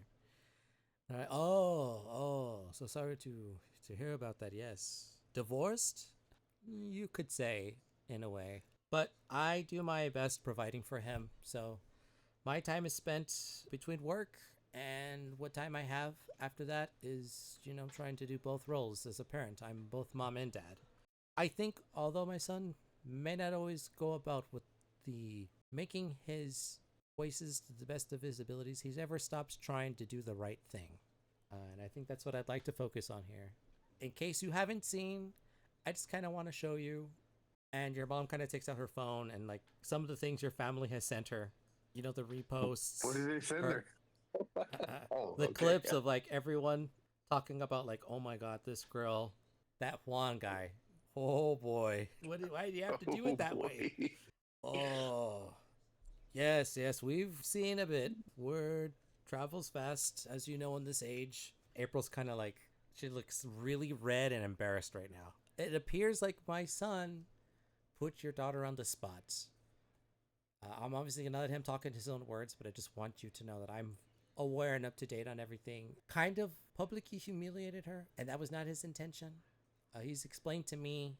He's let me, and then she's like has to get her phone out, and she's looking for like the text. And she's like trying to like doom scroll. There's like so many things. She's always following the latest trend on TikTok. Puddings you shouldn't eat. The best way to do cardio. Empanadas. Dang it, mother. She's like, Juanito, show the Hamadas your apology. My son has it. Motions for you to stand up and it's your time to speak. Mr. Mrs. Hamada, I just want to say I'm really sorry for everything that's happened. Um, I I obviously I didn't intend for it to be turn out as it did. Um, oh God, what do I say? I'm really regretting what I did. Uh, I know that's not gonna change anything. I'm really trying to like make it up to April. I really want to show her I'm sorry and not just say it with words. And if there's anything I can do to make it right, I want to And do that. as you're talking and they're hearing your genuine apology, your acknowledgement that the situation definitely could have been handled better. And you're trying the best. They kind of look over to it's like, well, that means a lot. Not everybody, I think, in this day and age would feel the need to come and meet in person like this, let alone your apology online. But to do it face to face, one on one, I think a lot of that is lost on today's younger generations. It's a good sign. I think it shows that you have well intentions. They kind of just got misstrued. It's like I say, the road to hell is paved with good intentions. Wouldn't you agree? And then he's kind of looking at Yes. yes. And then the I just want to get Mrs. to Hamada kind of jumps in, seeing you squirm and like struggle. You're like that meme Key and Peele of the sweat beads starting to like perspire and go down the side of your face. She's like, well, I mean, I think you mean well. We definitely appreciate you coming here to apologize, not only to us, but I think our daughter can speak for herself, right, April? And then they kind of like turn like to get her feedback on the whole situation. She's been leaning on the couch, we'll say, like the armrest position, close to her mom. She sees her mom look up at her and talk to her. She's like, yeah. Well, I'll just say, definitely Juan. He could have handled the whole situation better. I mean, definitely everything to do in a time and place. I get what he told me, and she looks back at her parents, mom, dad. He definitely. I just want to say flat out 100% he means well. He explained a lot of things to me. I had his friends, which are kind of mutual friends with me as well, also kind of explained some things to me. I've had a lot of time to think about it, and I've chosen to accept his apology. He made a really bad first step, but he's on the road to making it up. He's not completely done yet. And she looks at you with like a smirk. But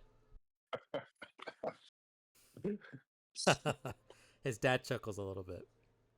I just You know you're okay when you make a girl laugh. Anyways, continue, daughter. I'm okay. I don't know how tomorrow was going to be, let alone next week at school, but I'm ready to face it. I think not only am I, but I think it would be a great idea for all of us to just act like this whole thing never happened. Kind of like a no harm, no foul.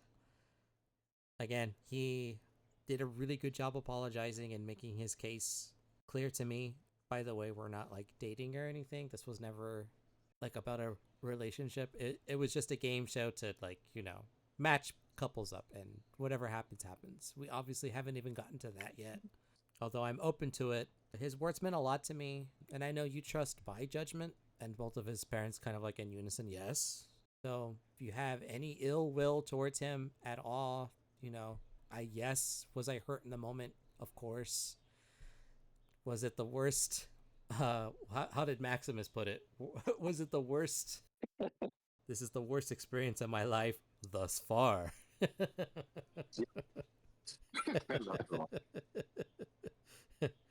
There's always going to be something a lot better, something a lot worse that's going to happen. But I've learned that when life's problems show up, you let them go that way. And I go home. So her parents are like, what an odd saying.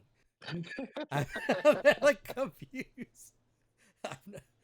Well, great advice from one of your teachers. I'm glad you had his support in the moment. I can't wait to personally thank him at graduation. Should I meet this? You said his name was? Oh, yes, Mr. Powers. He's really cool. You'd like him, I think. He's a sweet job. Deep down, Juan is a good guy. I ask you to forgive him. Let's, act like this never happened. Let's take a new first step and kind of like this reality starting now. But I'm okay. I think I'm gonna be okay. She lets out like a sigh of relief. She wasn't really sure how she was gonna say that, but she managed to say it. But yeah, we're good. We're good. And she kind of looks at you and your mom and back at her parents. There's a little bit of silence. Whoever wants to speak first. Mr. Hamada, father-in-law. I just want you. Yeah, as he's sipping his tea. I'm sorry, I thought I heard you say something. Oh no, Mr. Hamada. I just want you to know I intend to take full responsibility, even if that means marriage. I say jokingly. Yeah. He's the kind of dad where he takes everything 100% blunt. Like, he thinks that it's the truth. He doesn't know how to take a joke. Marriage. Like, he's and then his wife, April's mom, is like, he's kidding. Yes, I knew that. Good one. Good Juan, right? Good joke. Yes, father-in-law. Thank you. Yes. Let's I think, like my daughter has said, let's take things one step at a time, starting now. Fresh slate. Since you are here, how do you and your mom feel about joining us for dinner? We can order some takeout, maybe get to know each other a little more. That is, unless you have plans. We would be more than able to. And then you kind of interject. Wait, what time is it? Do we have time? No, we don't have time, do we? It's probably like 4:45 right now. I'm gonna be 5. Okay, no, up to you. There's party going on. Is it a party? No, it was there's this event going on. We should really prepare for. So, if you'll excuse her, April, if you want to get ready, I can come back and pick you up. And they're like, of course, you did win the game show, so I knew that my daughter would be going on a date. Say no more. Of course. Oh my God, you're right. I gotta get ready. Yeah, I'll text you. She doesn't have your number, so she hands you her phone so that you could like put your number in it. You call yourself using her phone, and that way she can save the number.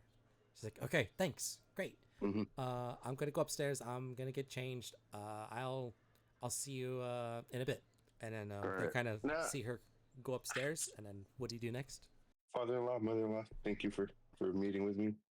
Their mom's like so on the verge of like just wanting to break out the Wing Chun. She hits me. Father. Just kidding. It was great to meet you. Me and my son have a very, very specific sense of humor. It's He did not have his father in the picture. If you wouldn't mind, I would like to take you up on your offer. Yes, of course. Please, please, if we can talk about our children and their problems and the solutions that they use to grow as individuals. And then April's mom is like, yes, I'll start making an order. What do you feel in the mood for? And her mom's like, pizza, if that's okay with you. Quick, easy. Everyone loves pizza, right? Doesn't know. She's kind of judging the household. Again, like I said, it did look kind of upscale a bit. So pizza will be fine. It's on me. The least I can do, to help make this right, to make good. Like our son said, we just want to start on our best foot forward starting from now. And they're like, thank you. Greatly appreciated. American pizza with the American pepperoni. Yeah. The only thing that can mess it up now is if they ordered pineapple and ham. Abomination. Yeah, your mom's talking. They kind of get up and start walking towards like the kitchen, so they could sit and just have a conversation. You did say you had to go, so you kind of like tap your mom on the shoulder, and if you want to say your goodbyes now, so you can start getting ready. Bye, mother. If you'll excuse me, I gotta go see about a girl. Okay, just remember, stay out of trouble. Let's not get back into the hole we just dug ourselves out of, or rather, I just dug you out of. Oh, okay. Thanks, Mom. Okay, and she kind of gives you a big hug, and then tells you she loves you, and she lets you go. I'll head home and get ready for the party. Just want to make sure, are you still planning to do the Candygram investigation, or that's going to be like after the party? What time does the party start? So the party, I said, based on Terry's estimate, was going to happen around probably 7, the earliest, 8 for sure. Your Candygram did say a 7 o'clock meetup, though, so it's up to you. Yeah, 7 o'clock meetup. Yeah, we'll do the Candygram. I'm gonna go ahead and while you're getting ready and changing, right? So you're getting the leather. Yeah, there's a suit that was left to me by my father. Perfect. It's the one with the bullet lining, right? Oops. Sure. Yeah. Just kidding. Yes. Yeah, it's the only one of the only mementos you have of him, and wouldn't you know it? God damn it fits you perfectly.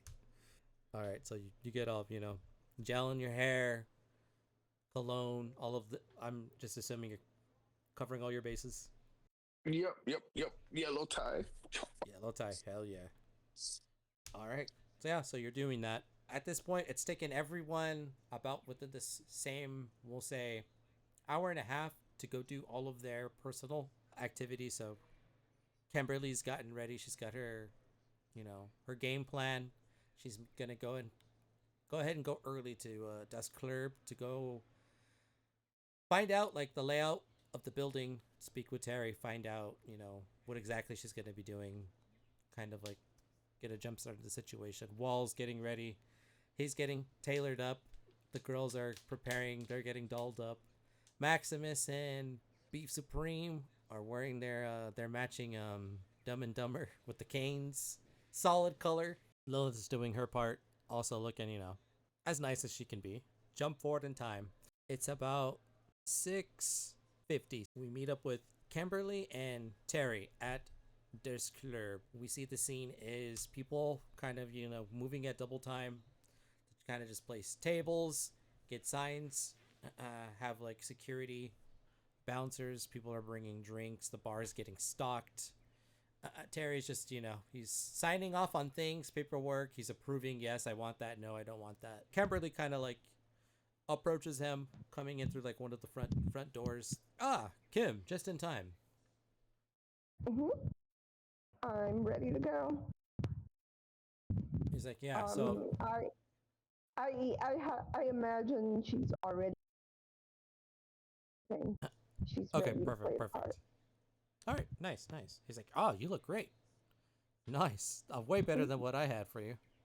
And again, kind of like it just shows you like really simple, all black. The attention should be on the people that come for speed dating in the couples part of the party. Because like, yeah, you're gonna She stand out. In she fact, I'm gonna make you head organizer. that's great. She's wearing all black because she's supposed to blend in with staff, but she has a pink scrunchie and she has like pink accessories. Um, so she does stand out a little bit. Um, yeah, just to get a visual of it. Perfect. You're gonna do great. So he's like, okay, so he's just kind of giving you like the layouts of Dusk Club, and he's showing you like the sectioned off rooms. There's like two sides. There's like a left side and a right side. He's like, okay, so just I'm kind of walking you through. I'm thinking this part of the building is gonna be for the couples, people that are just coming to have fun. This other side is gonna be for the speed dating event, kind of just people trying to get matched up. Kind of move from one area of the room to the other. I should have said you see Terry fully suited up. He's got the vest, also all in black. He's got Pit Viper cufflinks, boots. His hair is looking a little extra. It's got a sheen to it.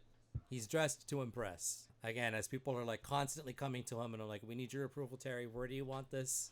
So he's kind of like walking you around while people are like, interjecting every so often for where to where to place things. How high does he want this? How many people do you want over here? Sectioned off one half of the building, the other half of the building, showing you like the entrances and the exits. Now that you have this information, how can I help you? Where do you want to be? What exactly do you want to do as head organizer? You can pretty much do what you want. You're just kind of like me. In fact, one of his assistants is like, when the event starts, if you can't find me, run it by Kimberly. Anything she says goes. And she's like, right away. I have a question. Is there like a second floor or like a place where she can like look out like over the event? Because I think that's where she'd want to like park herself so she can see things and like Gotcha. oversee the event. Yes, we'll say yes. There is a second floor. There's a kind of like a staircase that leads to a balcony that kind of goes like around. We'll say the room of the entrance. There's not a lot to do up there. It should only be reserved for Yeah. staff, maybe supplies and whatnot. But you could definitely go up there to get a bird's eye view. I'm going to say if you can't find her and talking about the assistant, you'll probably find me up there. And she points up at the balcony. I will be able to see everything from up there. So if there's a problem, you can just point it out to me. And the kind of like the assistant says, "Oh, excellent. I will make sure to do that." And she kind of goes off on her way to go, yell at some other people other than bothering Terry. Perfect. We still got like another hour, maybe hour and a half. You're the first one here. I haven't heard anything from anyone else. Then again, I haven't said, everyone get here. He shows you one of the flyers. It's like a just, simple mock up. It's like cover charge, $30. Couples get in for 20. Comped fee if you agree that give April her wings, right? Yeah, get April her way. So yeah, so if you show this at the door and we kind of like help one's cause, and again more helping April, but if they show that, we can help at the same time get her some good publicity. Just make sure she comes back to school with like no one will be talking about that. Everyone will be wondering how she got to this super exclusive pop-up event. As he's saying that, he kind of texts the rest of the group. I'm here with Kim. We're almost ready. Feel free to head over, you guys. See you all when you get here. And he kind of sends it through the mass Ranger group text. Might be a bit late. Someone told me I needed to dress up. And then, are you wearing the leather? Question mark. Sent. Oh God. Not the right gender to find out. I guess I'll find out then. See you when you get here. Send. Lilith replies, she's like, just putting on some finishing touches. I should be there in like the next 30 minutes. Juan, you would be at your investigation right now. So if you want to just let them know that you're going to run a little late. Meet you guys after. I have To find that mystery gram person. Any word from Maximus? I got caught in the snowstorm. He got caught in a snowstorm. Terry's immediately like, "What are you talking about?" Hang out with May some more? What? Yeah, that must have been some snowstorm. I don't know how it happened, but I ended up in the mountains. Right. I told you you I couldn't just trust wanted that to sleep. Cybertruck. I didn't think May had the dick tonight. Oh, the that's tailor, no. well, the tailor where I got the suit from was, in this weird spot, but he's supreme vouch for him. Last time I do that. Yeah. Well, I'll be there when I get there. Good, good. Yeah, he just sets up. See you when you get here. Can't wait to see. I hope it was worth the snowstorm. We speed up in time a bit before we jump back to Juan and April and how their investigation went. Lilith arrives, similar to Kimberly, black, but with hints of green accessories. Definitely in a dress, some flair. Immediately walks in. At this point, the lights are on, signs are out, music, ambiance, not at full club mode, but just so people have something to listen to while they're working. People are checking at the door. She kind of sees Terry and Kimberly. You're off in the middle of one of the dance floors, kind of just having a conversation about something. And she's like, "Hey, yo, you guys, I made it. Anyone else here yet?" Doesn't look like it. Yeah, it's just Kimberly. I'm going over the layout of Dusklerb, working through how many people we're expecting to have here, realistically, talking over the logistics, the balcony. She's going to have a watchful eye on the event, should anything happen. I'm going to be doing my best to kind of also just, walk along, mingle, keep an eye out, see if I see anything is a cause for concern or a little bit suspicious. But I think the plan is for us all to be, to be ready for anything, to be on comms. I did hear about something going on with Maximus's assistant. She was kind of out of the huge. I don't know what was up with that. I don't know if that warranted us being fed updates about her life. We did see the gold necklace. It came from the alien, I guess. Were we able to confirm that? And Lilith is I completely forgot about that. Yeah. She's like, yeah, that was kind of ill-timed. I mean, we kind of had plans. I wasn't expecting to get that. I mean, but we got to take problems as they arise, right? So far, I think from what Juan said in the text, she seemed okay. It seemed a little bit off. I don't think Alpha has said anything back about the necklace, but the day's not over. Let's kind of just handle this. Evil aura. Yep, the evil aura. It's as soon as you picked it up, it's you wanted to call it precious. I don't know. I think we have our hands full with our trap for tonight. So assuming everything goes according to plan, we take care of this, and then maybe we can maybe do an intervention, talk to her. I don't know how that's gonna go down. A bunch of teenagers talking to just a working woman about her accessories and kleptomaniac. Maybe I have no idea, but it's looking like that's probably gonna be a problem for another day. At least we can afford to have it be a problem for another day. Terry kind of just nods. Give her the week off. If Maximus would give her some time off, pretty sure he had her work through weekends. While that's happening. By the way, Maximus, I invited Amanda. Did you get the text? I don't know if Maximus is going to reply to that or he's just going to... Maybe the snowstorm, he can't get the text in time. I didn't know it's included in this conversation. Yeah. Well, he said yeah. I mean, I can just... Oh, is this not the group message? Yeah. Yeah. Okay, so, all right. He's... Terry's like, yeah, he seems thrilled she's coming. Anyways. I'm not sending her to work weekends like he wants to. Right. In fact, I don't think I ever handed her a schedule. You just kind of got to work. All right, cool. Terry's like, yeah, seems legit. He's like, either way, I invited her. I felt like she could use a night out. I was going to do it regardless. I invited every woman I know. As the group text is kind of going off, people are starting to arrive. a certain racer comes up with his group, and they start walking into Das Club. I am dressed as high fashion as I guess money can buy. I don't know. Yeah, that's safe to say. Yeah, as high fashion as money can buy.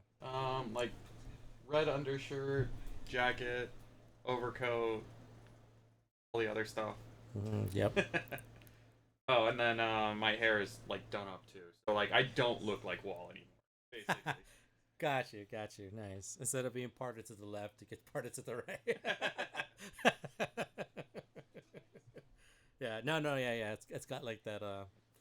Basically, if you were like a celebrity on like the Oscars red carpet. Yeah. Okay. Yeah. All right. I also take the dagger off of my keys and slip it into inner coat pocket. Okay. Perfect. And like I walk in like I own the place and throw my keys at the first person that looks like a valet. Yeah, there definitely is valet for Terry's event. And then the guy's like, as he catches your keys, he's like, Don't scratch it. and he doesn't see any other cars, and it's like, he can't equate that like how you look to the car you drive. Where's your car, sir? Forgive me. That one. It's my baby. And if you hurt it, I will kill you. I will make sure you never work in this town again. I kind of like he's like he glances at Terry. He's like, is he serious? Yeah, that's his car. I can vouch. Go ahead and park it for him, and yeah, don't scratch it. Otherwise, you're gonna get blacklisted. And then I also hand him it. Oh, like, can we say I do this beforehand too? Sure. Yeah. Well, okay. The glove Retroactively. compartment thing is also in my inner coat pocket. Gotcha. You walk in, throw your keys. Yes, that's your car. No scratches. That's your baby. Immediately give out threats. Backed up by Terry. Again, Sally, Mary, and Joanna, you kind of have like Sally on your right arm. And then Joanna and Mary are like closely off to the side. The group of you come by. At this point, everyone just like, okay, you bring them to everything. They're slowly being absorbed into the group. People know their names. Again, they're very like, definitely not to the scale you're dressed, but like what was, within their means. You only had enough time to make you look good. I also who was on my arm? Mary? Sally. Sally? Yeah. I tell Sally, hey, so I'm gonna be looking for a random not for tonight. If you guys want to hang out after the club, that's all good. But me and my friends are looking for someone, and we don't exactly know who they are, and they're kind of a catfish. So, you guys want to party off by yourselves for a little bit while me and my friends do our thing? That works out. They've only had, out of the 3 parties that they've been to you with the rest of the Rangers around, it's been Halloween, which was still a pretty great party, even though we know how that one went. And Terry's holiday party, and now this one. It's like, okay, they see a definite trend. This guy, he knows how to throw only one type of party. Fight. Yeah. So they're like, okay, yeah, we best better enjoy this before something goes astray. As you walk in, Joanna gets her keys, and because she saw you throw yours at the valet, she gets her keys and throws hers too, even though she doesn't have a car. I just want to see the look on his face. Yeah, what he said, not a scratch. You heard the lady? Go park her car. Terry, I really don't want to get blacklisted. Where's her car? Mara's like, yeah, have fun figuring that out. And they don't even say anything else. They just continue to walk through. So now there's a guy just looking down the street like, where the fuck is this car? Dude, help me find this car. He's like sweating so much right now looking for the car. Maybe the day he gets fired and can't work in this town ever again. But that's what happens to that guy. Someone always gets fired at these parties too for some reason. Yeah. It's a trend. People do get fired. Yeah, you catch up. You see Kimberly looking good, very upscale, matching in with the appropriate like attire for some of like the actual employees that are working this, but still enough flair where like it looks like she could party or have fun, like mingle still. You see Lilith kind of looking, top of her game. Definitely Terry. He's got like his hands in his pockets just waiting, smiling as he sees you walk through. Watch the whole key toss. He's like, oh yeah. He kind of looks at you, just lets out a smile, gives you like the Arnold Schwarzenegger Predator handshake. Red and black, just like that. Ugh. Told you I could dress up. He's like, nice. I wasn't sure when you started talking about leather. That's another night at Duskler. I was planning on going with a basic leather jacket, but Yeah, glad you didn't do someone that. decided to challenge me, and I'm not glad. Anyway, where's Kimberly? She's still on defense, right? Yeah, so Kimberly, she comes up walking. She's kind of like, again, Terry kind of, he didn't bum off responsibilities on her, but it's like he's sharing them. If something needs to get approved, it can be approved by either or. So at any point in the night, they're off doing something, it's because they're keeping an eye out. But Also, where's well, for either of you, if they're both there, where is the sign up for the dating thing? And I can get started with that area, or getting started posted in that area. Yeah, it's all digital. It's on the laptop that is on the sign up table. And she points at a table where there's a laptop and just like a really kind of mousy looking brunette in all black, like just, like an employee that kind of blends in woodwork. I had her set up earlier. Okay, cool. I will Yeah. get started on that. See if there's anything else I need, and maybe mingle while I watch out for other people Great. that might be. Also, this is I need to write their fucking names down. Sally, Mary, I have a and question. Joanna. oh no, she met them before. Yeah, she's met them, yeah. Yeah. Well, I can formally introduce them. I think the second time she met them, she was drunk, and the first time we didn't hang out at all. Anyway, Yeah, correct. That checks out. Honestly, Sally, Mary, nice Joanna. to meet you guys. They're also going to mingle elsewhere. I have a question for the GM. Do I have access to the data like that Alpha has collected about like the catfisher? Because I was thinking I would go up high A and start scanning for like who might look like some of the Okay, yeah. pictures. Who or might, whatever. match the profile. Okay, got you. Yeah. Alpha would definitely have that for you, so he would have definitely given it to you and Terry. Terry would have been smart enough to like, you know how like organizers events, they usually carry like a tablet with them to like Yep. check things. So you'd have a tablet with you right now, could scroll through any of the necessary data that you need. You basically have it on record. So anything you could pull up if you wanted to like key up and match, you'd be able to do it. Yeah, so what I'd like to do periodically is just like do an alertness check, alertness perception, so I can see if there are any matches to any of the pictures potentially. Like that's what I'm gonna do. I'm basically like Overwatch. You'll definitely be able to do that, like you said. Perception check. When someone comes around and they say something or sound or look suspicious, you could definitely make that check. Well, if they look similar to any of the photos of the catfisher that we picked up. Okay, perfect. So you're going, okay, just on appearance. Whatever like looks the closest based on your just whatever you can see.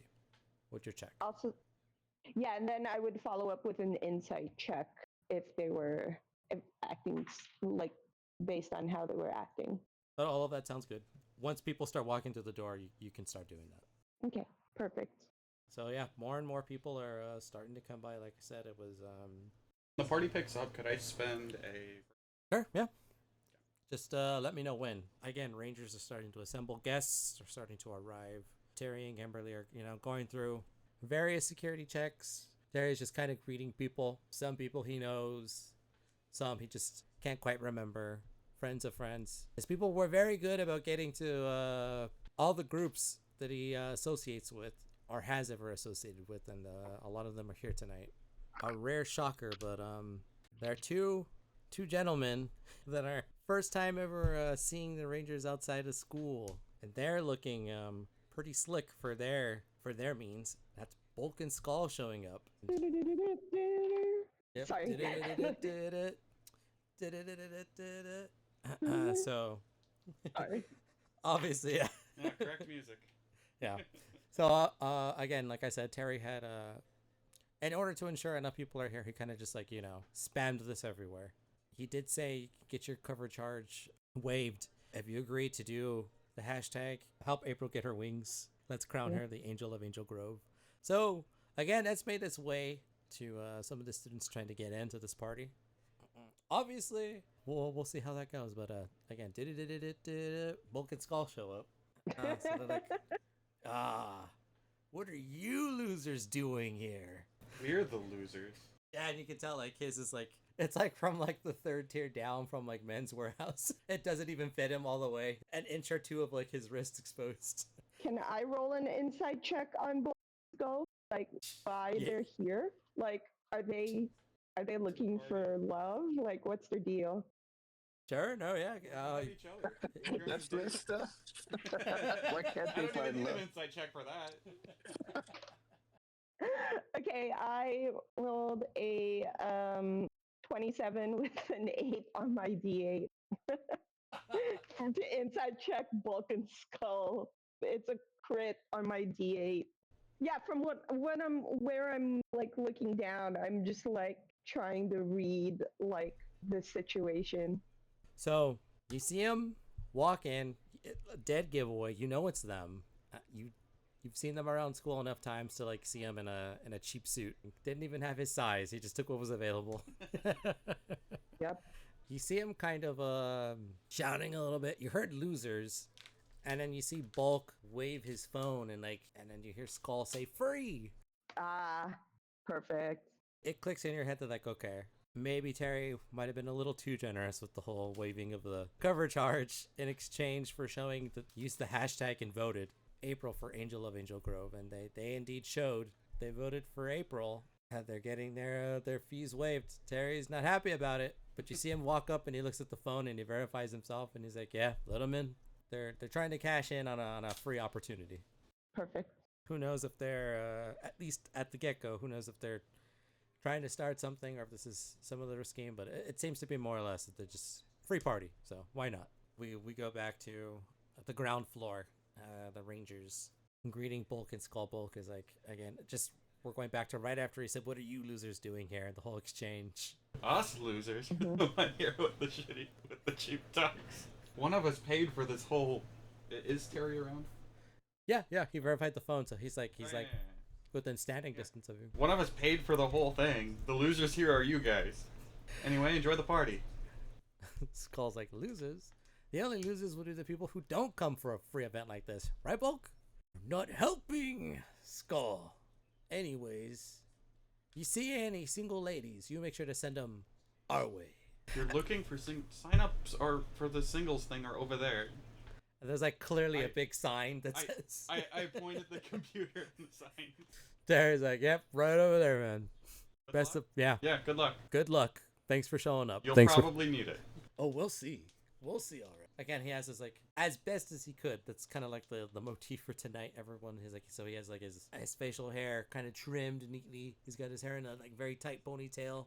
Come on, Skull. All right. Just let me know when you want me to break out the good stuff. Underneath Skull's, like, he's wearing, like, a little bowler hat thing, and he takes out a little flask, sips, puts it back under the hat.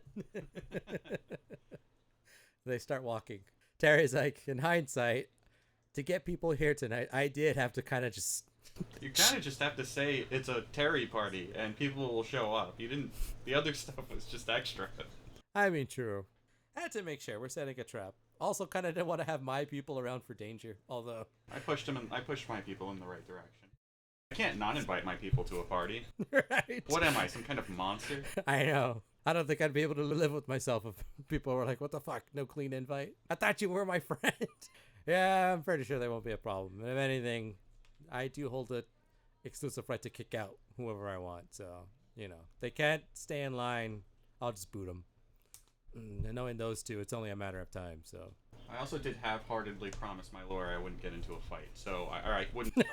I wouldn't start a fight. So Well, I don't think I can start a fight with them. all right, we'll see how that goes. The night is still young. The sun is starting to go down. Nightlife is starting to begin. Cars can be heard outside the parking lot. People are starting to get in attendance. There's a line. No one's inside the building yet. Terry and Kimberly haven't let anyone in, so a line is forming and people are like starting to come outside. There's one bouncer, security kind of walking, just patrolling. At this point, Maximus would make his grand entrance out of the snowstorm.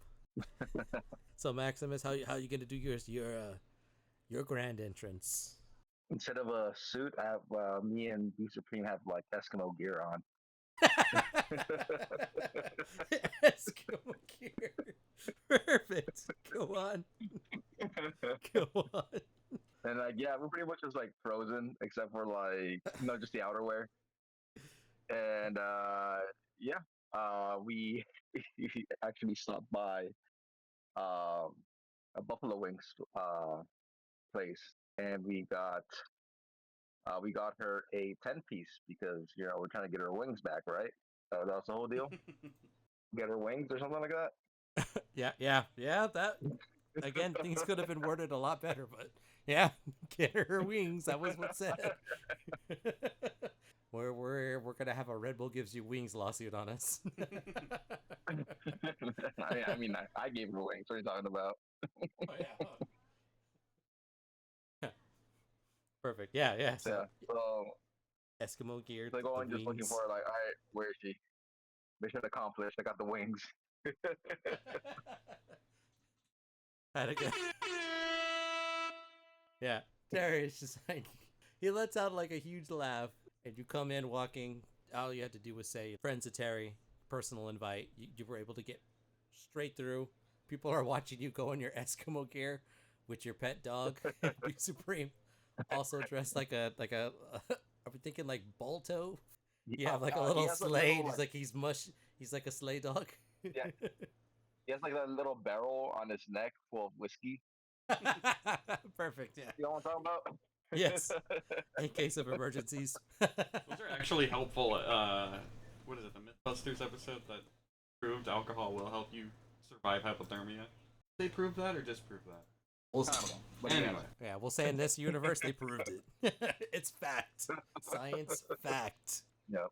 Everyone looks intimidated because they don't know who I am underneath all the fur and stuff. I look like a like a wild man. Yeah, you look like wild man. That's exactly what you look like. A wild man and his dog. Yeah, there's just a wild man and his dog coming on through. And okay, am I able to detect something a little weird now? Just to see if there's anyone recognizable from the pictures. Not quite yet. The plan would be to like start letting people in shortly. So soon, very soon. Okay, cool. Also, can my relationship with my dog be like a Scooby Doo and Shaggy thing where only like I can understand him? Yeah. I mean, he is your morphing pet, so the power, the nature of the grid. I am pretty sure you have that ability. You can communicate. At this point, I mean, you communicated with them before, so. Yeah, all right. Yeah. I just don't remember because it's been a while. You do speak the language of the beasts. It's on your character sheet. That's right. So yeah, you want a beef supreme, dude? You have that can't scientifically say with 100% accuracy you know absolutely what he's saying, but you pretty much know absolutely what he's saying. I got you. Asterisk. But it would only be you, so no one else can. Like everyone else hears woof woof bark bark. Grr, yeah, grr. Retro. The best they can hear is like a universal, like a Groot, like a retro. All right, I'll take it.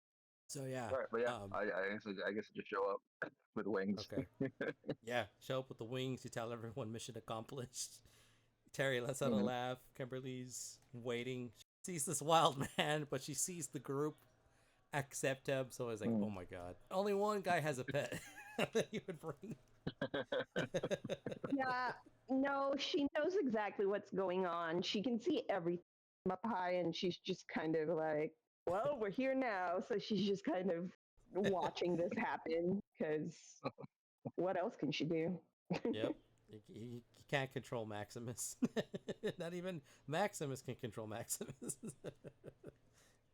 That, he, that he tracks. just does. Yes, dude.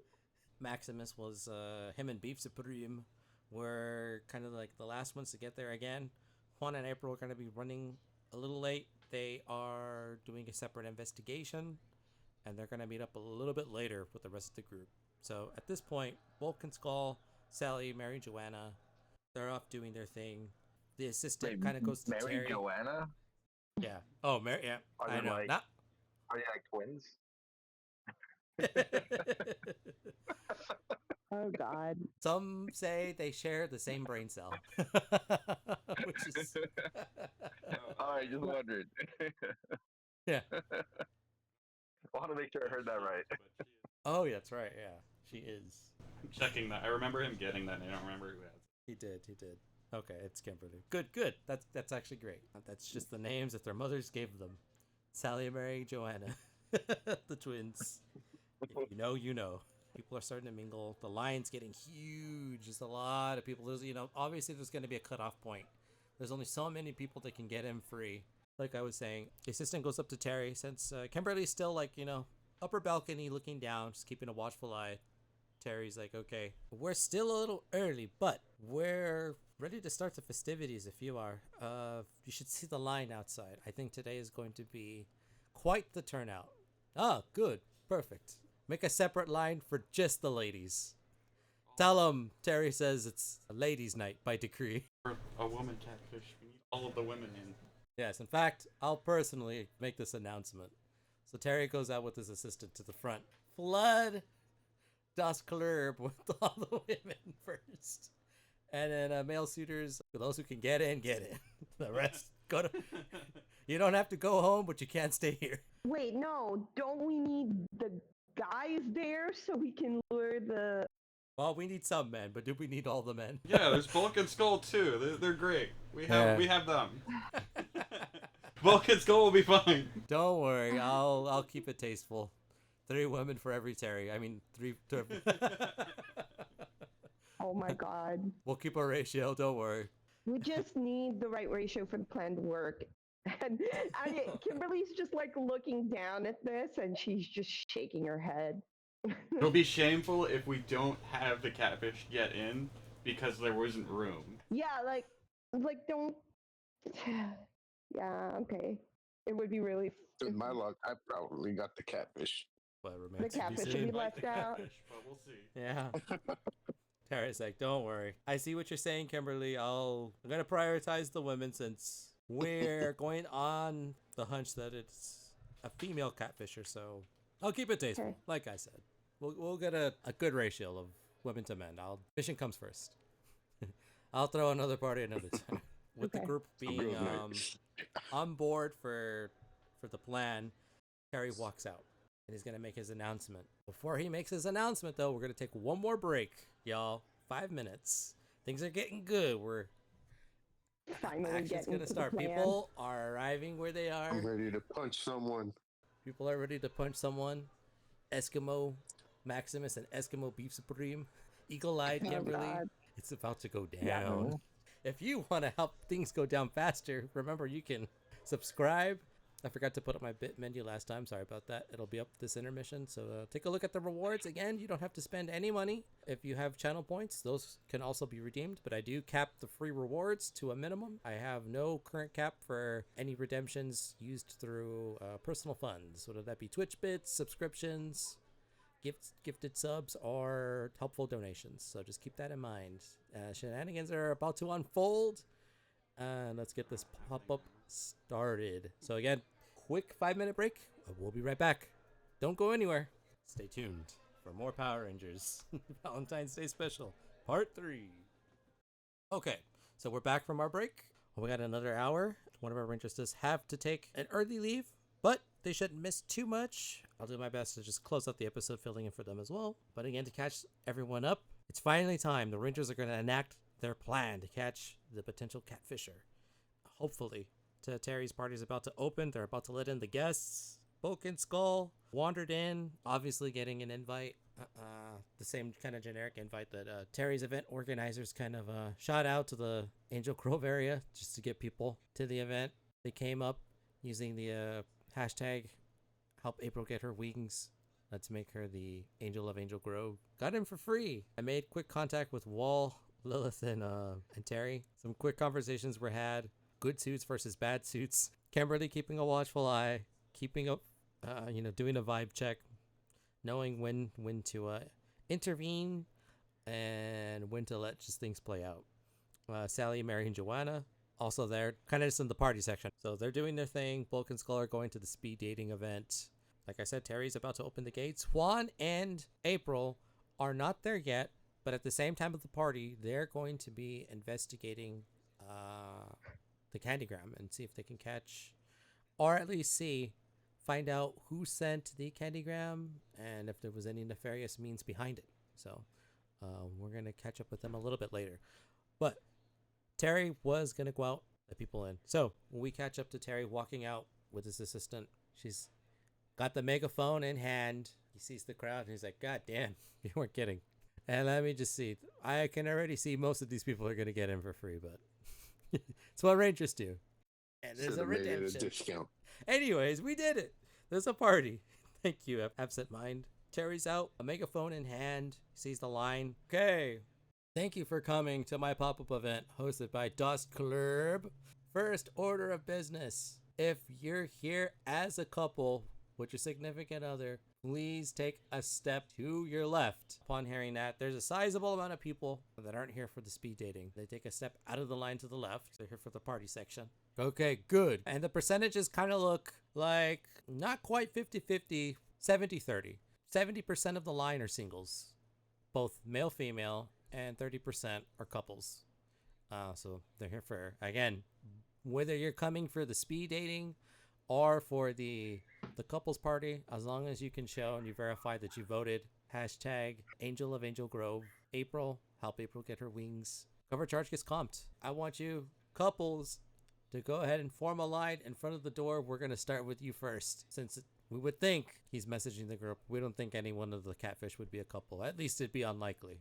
Not saying we can't outrule it, but I think it's safe to let them in. My assistant's going to go ahead and verify those of you who have taken a vote. If you voted, remember what the flyer said.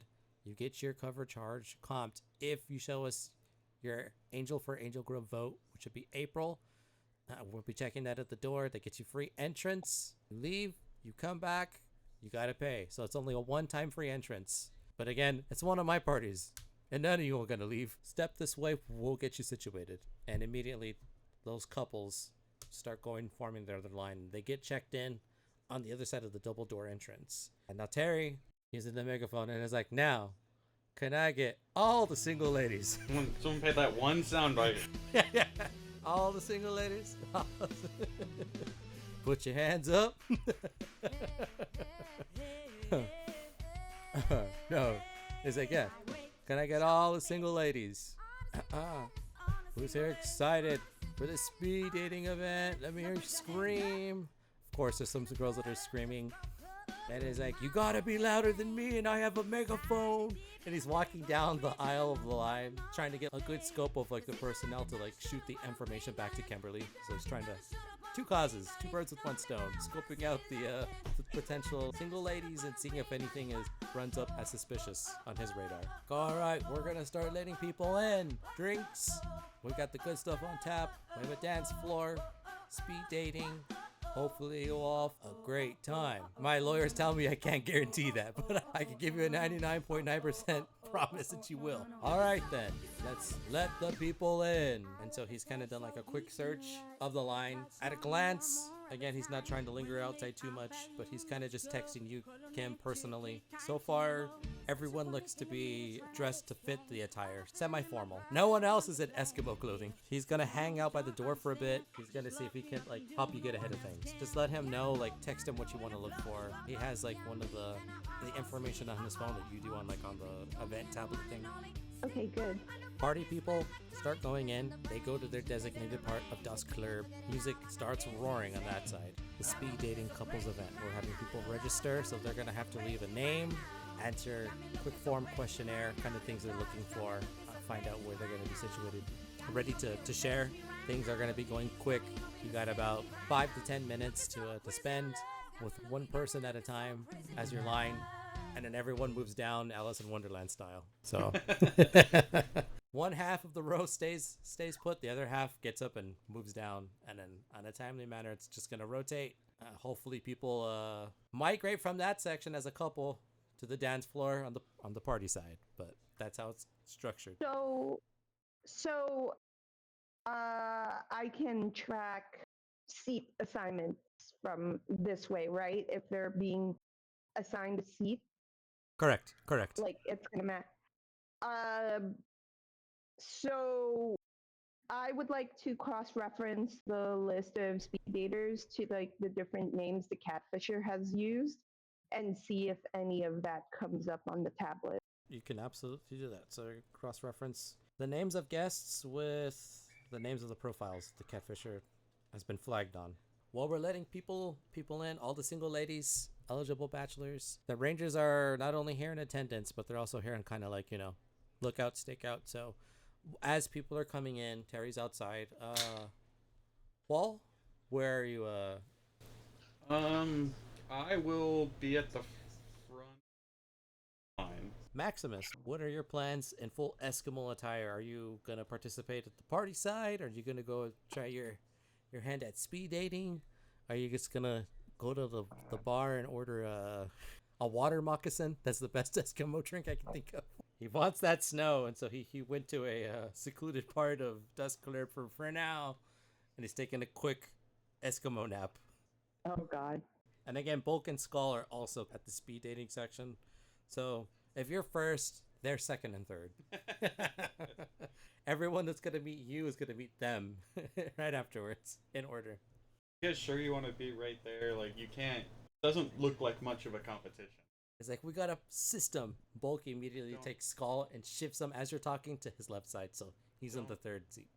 Don't come at girls with a system. Some advice from me to you. Oh, don't worry. The way I see it, usually really bad. Or off-putting. Off-putting, I think, is the right word. He's trying to think of like a witty retort, a comeback. Don't worry. They're going to start with you. And you're not going to bring much to the table. Then Skull's going to let them down. And they're really going to be looking for something. And that's where I come in. So after 2 lows, they get a high. There's like... I point at everyone after us and go, do you not see all of the other people? There's so many options. They're not going to settle. What he doesn't know can't hurt him. Full weight of the situation until everyone's on their seat and he sees it for what it is. Has it registered in his head. Good luck, guys. Just don't be creepy. Us being creeps. More like you. Don't be scaring people off. Especially when they see your car. Ugh. And yet it's the fastest thing on the road. That's why I have a parking space and you don't. And again, you know how to push his buttons all too well. He's like, already as women are like being corralled, get their questionnaires. They get shown to where to sit. I see the questionnaires and I'm like, was this the thing we were supposed to study for? This is actually serious. Do we need to take notes? This is already bad. Didn't think speed dating would have a writing portion. It's called, like, he shifts over to like, yeah, I know what you mean, man. I wasn't expecting any. I didn't study. Bulk, did you study? It's not that kind of questionnaire, you dimwit. God, you see? Don't worry. Act exactly like that. Do that exactly the same way. When the ladies line up, both of you are already making me look so good. Just continue. Pull his sleeves down as much as he can for like the exposed wrists he has. So just make it look like it fits a little bit better. Can't see. He's got like his feet under the table. You can't see like how the... Do I have a card for the tailor that got me matched? If you want, I can give you the... I hand them the card for the suit shop I got, and I'm like, if you want a nice place, this is where I got this suit. They do great work. little on the pricier side, but definitely worth it. He's like, oh yeah, and Skull's like the first one to take it. Oh, geez, thanks. Give me that. And he takes it and like immediately rips it, like halves until it's just shreds, and then he puts it in a nice little pile, like off to the side, to whoever's gonna sit next to him. Like, don't worry, if I need any help from you, you'll hear me ask. He takes his pencil and he immediately starts like his questionnaire, filling in things, thinking like very long and hard, like it's finally a test he's worthy of his time. I don't need a questionnaire. I'm going off of vibes alone. All right, I'm letting the force take over for this one. Terrible idea for what? The speed force. Yeah, speed force. The Eskimos taking an Eska nap. Kimberly's waiting to see who is going to get registered as a potential threat in her database. Terry's still ushering in people at the door, just greeting, making handshakes, telling them like, yeah, spread the word. I know how to throw a great party. You'll believe me when it's over. We have more and more of the girls and a few guys, true to Terry's word. A lot more single ladies than men. There is enough men. Obviously, there'd have to be to attract. Try to get a match. Exactly. Terry can only do so much by himself. People are coming in. People are talking. They're just taking in the vibe of the room, the ambiance of the party scene. The couples are already having a good time. The dance music, the strobe lights, kind of a little less, not quite neon lights, but hued, I'll say. Soft lighting, way different atmosphere on one side of the room to the other. People begin to take their seats. They begin putting in their questionnaires, filling them in, writing their names, answering the questions. Terry's walking back in after, we'll say, maybe half the crowd that was here for the speed dating event gets in. He kind of caps the line. He lets Kimberly know. We only have enough room and seating to fit everyone, so we're going to have to do this in waves. Like, we'll do a wave, have people run through the speed dating event. After the first wave, those that want to stay for the party can. Those who want to leave, they can go. It's going to be done in chunks. He's going to be personally kind of walking around, verifying if you're going to stay in your balcony. For now, I am. Okay, I'll be your eyes and ears down here then. I'll just try to mingle, introduce myself and whatnot. See what happens. Might even participate in the speed dating. We'll see. Perfect. Why didn't they like my car? That one guy. Where is that girl's car? Where is that girl's car? Guests come in. They've been assigned seating.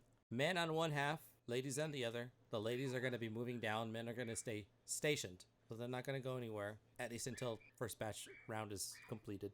Terry takes the time. Once questionnaires and all information has been completed, remember to leave your forms here. We do take a list of guests. Should we do this again? We'll want to make sure you guys all get signed up for our mailing list and whatnot. Keep your information in case you want to try this again next year. But hope you have a good time. I'm gonna have, he snaps his fingers, waves at one of the other assistants. They're gonna explain the rules. Hope you have a good time. Listen to them. Let's keep it civil. Let's all have a good time. Enjoy yourselves, everybody. I'll be out and about mingling. And then he kind of just walks off his little podium. His announcer again kind of describes the rules like I said. Obviously, Kimberly needs to know some of the profiles of things that match up. So I'm going to show you one of the profile pictures Alpha had flagged for potential catfisher. Okay. I have the first potential image on stream. As we can see, looks to be female, slender build, light skin, button-up shirt, purple hair, sunglasses. So that's one of the profiles flagged for suspicious activity. That's the first one you see. I don't know if are you going to take this you want to compare them all at once, or are you going to go for one profile at a time, or what's your thought process, Kimberly? So step number one, I'm going to look at the database and just see how many actually match. At first glance, the computer doing its thing, how many people actually flag. So step one, just from first glance, my initial, I look at the screen, what information do I get? So far, again, taking in the security cam footage of everyone walking through the door, this particularly exact look, so far there doesn't seem to be a match. No similar builds, no similar hairstyle. Looks good for now. Is it? We don't know. We still got to find out, but at least at a first viewing, just based off appearances. And does it also flag a name? Does it match? Do the names match? I'd like to keep an eye on that one. I would like to do an insight check and just get a read on her. I would like to spend a story point to roll with specialization. Rolling with edge because nomad. Okay, let's see. Okay. 15. Nice. Okay. And again, you're right now you're cross-referencing the name, the appearance. A name does come up. Let me give you this name really quick. The name of the person who was potentially flagged, who's among the guests right now, her name is Stacy. I was waiting for someone to do that shit. Who knows what Stacy's mom looks like? It's Stacy's mom. Does she have it going on? Yeah, I hear she's God. got it going on. That's. I'm a little Oh, sad dear that she didn't God. come, and her daughter did, but not her. I'll have to live with that. Stacy without her mom. You see her get flagged. The data that flagged her is that some of the venues that the catfisher proposed to meet up, Stacy's done the same. She said, "Let's meet up here at this place." So it's just having used the same locations. That's a quick and easy thing. Do perpetrators always go back to the scene of the crime? Maybe. Right now, it's just being in similar locations. Her profile looks pretty clean outside of that. Lots of matches. You see her profile, sporty, outgoing, her likes, dislikes, men that are broke. Rip. Likes puppies. Cabin in the wood vibes. Loves nature. Hiking. An outdoorsy kind of person. Born and raised in Angel Grove, so the person has at least stated they've been living here all their life. With this information of their profile, and again, the similarities to the location that the catfisher has prone to, well, how exactly you're going to react? Okay, so I'm basically just trying to see how she reacts to the dudes, right? Like, if there's someone that's like she's interested in, and then maybe I'll like conjure up some kind of, oh, hey, you won a gift certificate to a date or something. I'll actually text Terry about it and see what he thinks of the plan. Like, what if we just like gave them like a free gift certificate to go out on a date sort of vibes, right? Or if there's like a private room, like they can have private time. So then Kimberly can just kind of Oh, okay. Yeah, so you mean like isolate them. got you. So the couples A that do match. VIP room. Okay, so yeah, I mean, obviously the couples. Like if she finds a dude she's interested in, I'd like to see how she reacts in the isolated situation. Because if he Okay. tries to like destroy this dude, then we know we got our gal. Immediately If just we open the door and it's like a frozen dude, well, shit. yeah. At least We we got got her. one. Yeah. We got him. Got So one. yeah, Yeah. Exactly. Okay. got him. Yeah, so Got that's him. kind of the She's here. plan. Everyone start blasting. Terry's just like, no, it's like, Terry, do you mind if I use a VIP or two? Send text. I'm spending the story point now. Okay, perfect. Also another story point. Thank Well, you. not story point. Oh, power. Personal Power. Okay. Abyssal_lich gifted a tier 1 sub to Dame Immaculate Rose. There They we have go. given We got a sub. 129 gift subs in the Abyssal channel. Lich. He gets you do get a redemption, either a super or a fiendish. Up to you, of course, for that gift sub. I heard he wanted a super. I heard he He's wanted gonna try a and super. kill us. That's the goal. Maybe well, I'll let him decide. Remember to use hashtag in your comment in the chat, and I'll make the appropriate tally. But yeah, okay, so you text that to Terry. Terry's obviously going to get the information. There we go. Abyssal Lich popping off. He just wants all the fiendishes tonight. Abyssal_lich gifted a tier 1 sub Terry's to like, okay. Girl1. He I like said your plan. another Given super. 130 said one of gift each. subs in the One of channel. each. All right, so let me update that really quick. So we're at I 3 mean, fiendishes, and now you have 2 supers at your disposal. Terry says, yeah, the whole plan for the event is once couples get paired, should anyone find someone compatible during the speed dating, they're basically going to get to hang out in a sectioned off area. It's not really like a VIP room per se, but they get their own private area to just kind of mingle and see where the night takes them before they kind of go off and either leave somewhere else or go hit the dance floor. So if you want to go check that out before couples make it there, I'll let you know, or I'll wave you down and let you know to come down. But That's a great idea. Oh. He sends that to you. Send. Okay, I'll just keep an eye on things. I just want to know how into it she is and how her body language is like. Is she thirsting? Yeah. Like, How what's her single are these motivation? ladies? Well, no, like if she's like super eager, maybe she's a walking red flag. You never know. Yeah. I just Right? We're inviting all kinds of trouble, letting people in for free. So. How rock hard is she gonna make these people? Yeah. That's the only important question. Exactly. Yeah, but it's not even the fun way. Sorry, It's not go even ahead. hard in a fun way. Have you seen those statues? You can't have any fun like that. I'm just saying.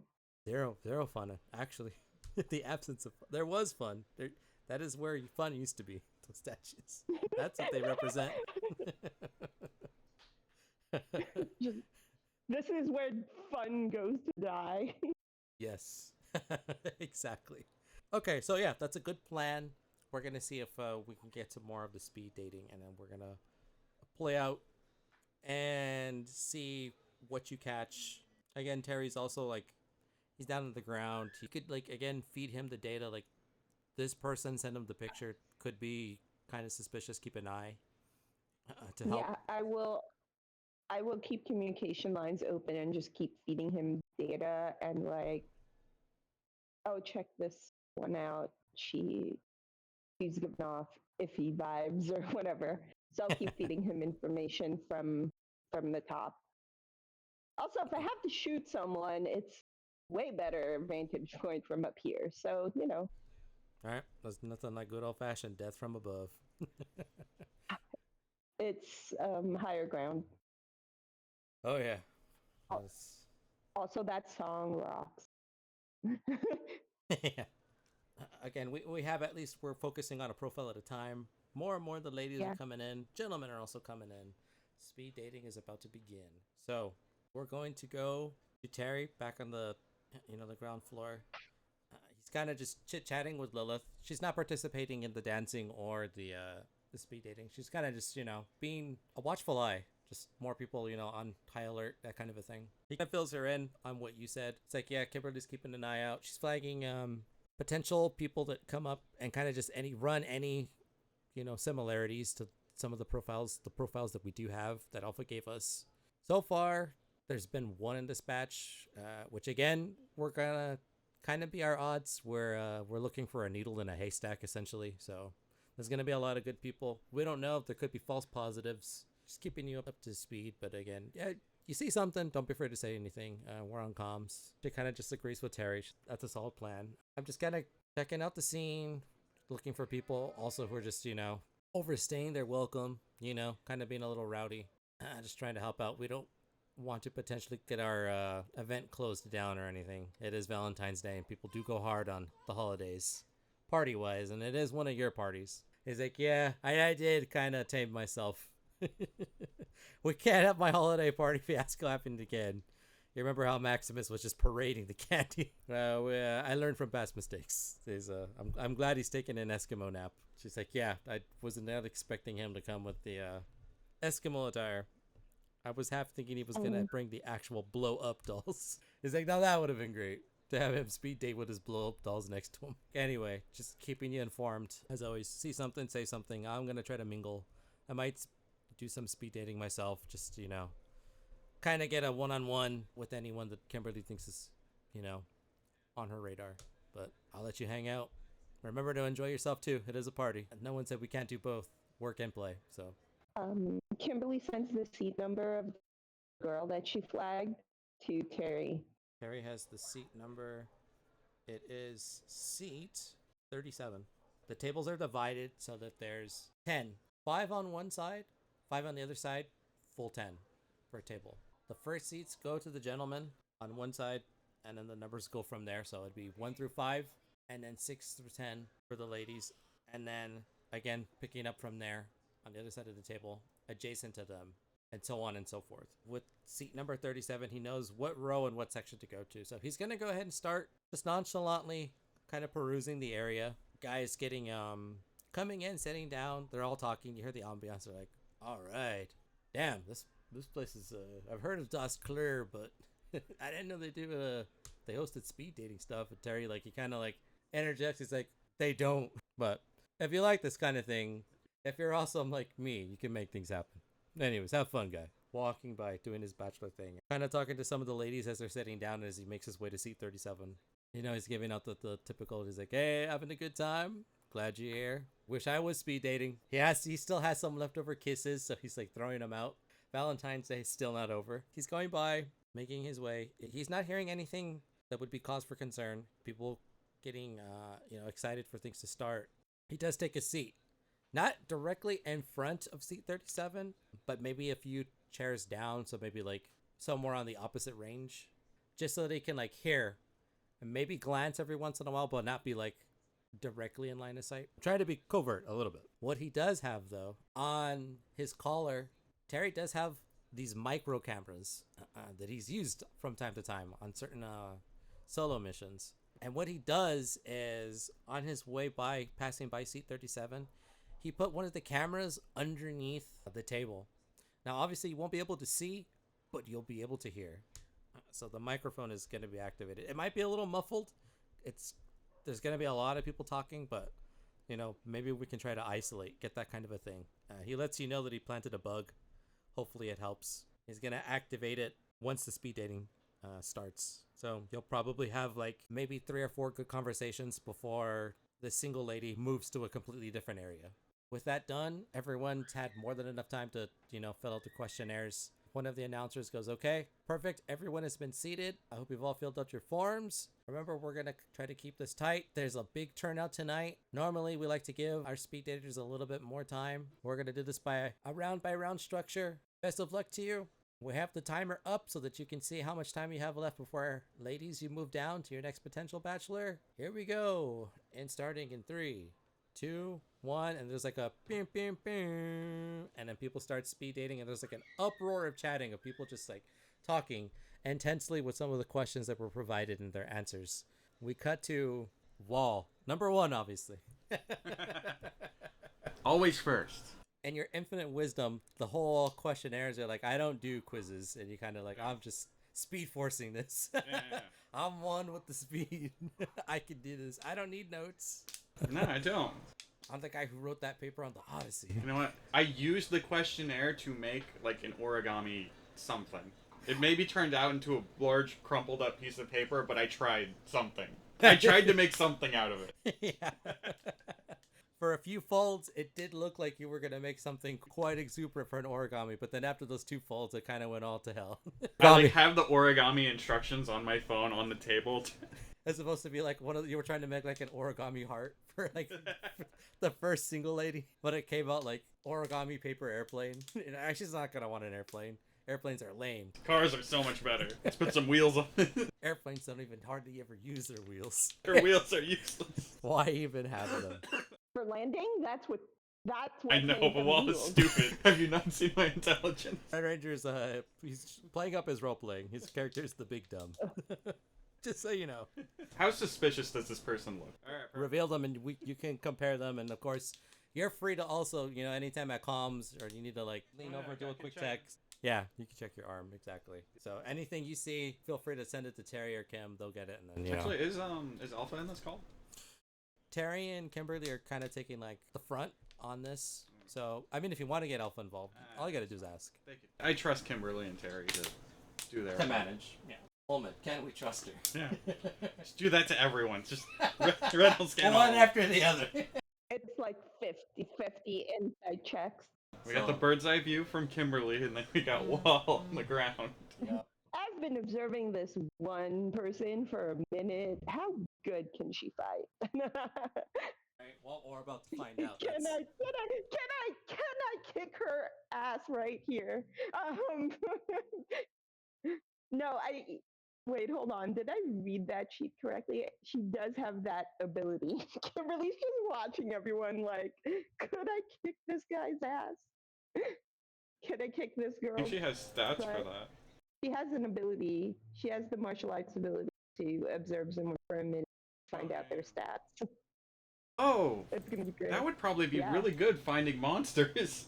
I mean, If only half the everyone- party had that skill and actually used it.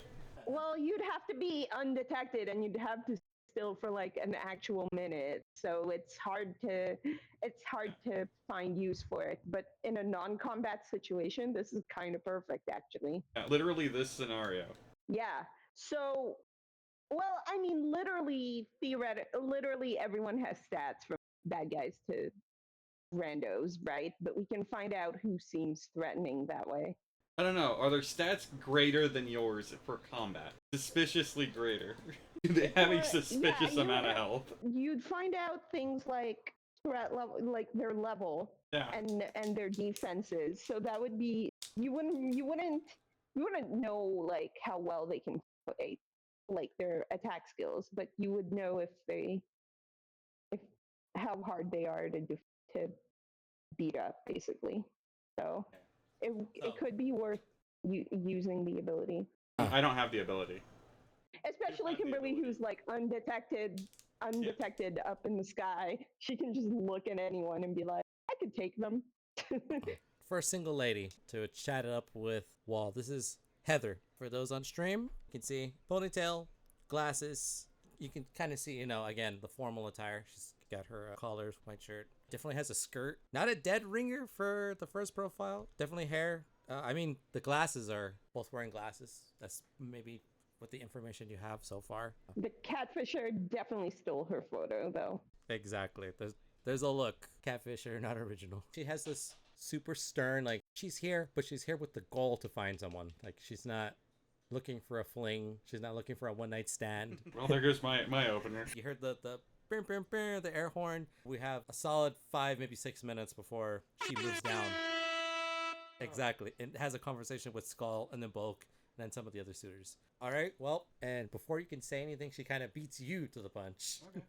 Cool. First off, I just want to say you look very nice. I'm Heather, and she leans over, handshake, her hand extends to you. Whoa. I grab her hand. Shake it. So, what's your opinion on fast cars and loud parties? Fast cars, interesting. First icebreaker. Well, We got 5 minutes. fast cars, don't hate them. I enjoy them, I guess I'd have to say. Can't really say I've ever been in one. I can change that tonight. Okay. And then she goes and she looks at the questionnaire. She's like, okay, how about some of your hobbies? We were just on that. Racing. Fast cars, parties. Part. Wow. Fast You're, cars, loud parties. can tell you're very multifaceted. And she's like already, and her brain's starting to like check out. What about your hobbies? I have a blog. I'm actually a streamer, and she has like a business card, and she hands it out to you as though she gives you the card. I look it over and then put it in my pocket. Yeah, I'm a streamer. I don't want to, gas myself up, but fairly well known. Have a little bit of a following. I do my bit, mostly a puzzle gamer. I like solving problems. I don't mind a good intellectual challenge. Brains are very big for me. This is not going to work out. Stop it here. Go. I'll let you know. This is bad. Save us both some time here. Yeah. You're like, do me a favor, skip these two guys next to me. Yeah. Just go to the fourth guy. I don't know how. You don't have to make them feel bad or anything, but you should definitely skip the next two guys. While I do that, I would like to test to see if anything she said was if she was being genuine. Using my perk, Nomad perk, which gives me an upshift 1, so I'm only rolling a d20 instead of snag. All right. No, it All right. gives Well, you- roll your die, and I'll tell you. Roll your die, No, and I'll tell it gives you edge. So you're just rolling a flat d20. Yeah, I know. That's what I mean. Sorry, you said upshift, which is an entirely different thing. Oh, you're right. 14. She's not overly serious. She's just very like narrow-minded. She's focused, and she's saying what she's like. She's not giving off I'm hiding a monster form. Yeah, no, she is like being very truthful with you. She literally is just a streamer. She's like has her niche is like puzzle games, so she's like critical thinking. She enjoys a good challenge, mental fortitude. Someone on her. She's looking for an equal intellectual wise. Okay. Well, for dating wise, you should definitely skip the first 3 here. But if you're looking for a little thrill, I'm always down. Well, because like he leans out of his sight. Why don't you let the lady decide? Just don't worry. Come over here. 10 more minutes. Bulk's got you covered. I look at her, I'm like, See what I mean? She kind of looks just like, yeah, I already can tell I'm going to be very amused at this table. At least you were honest. It's only 20 minutes. Right. It's only 20 minutes. You still get to see the other tables. Any meaningful conversation that was going to go anywhere has kind of like dwindled. You still just chat,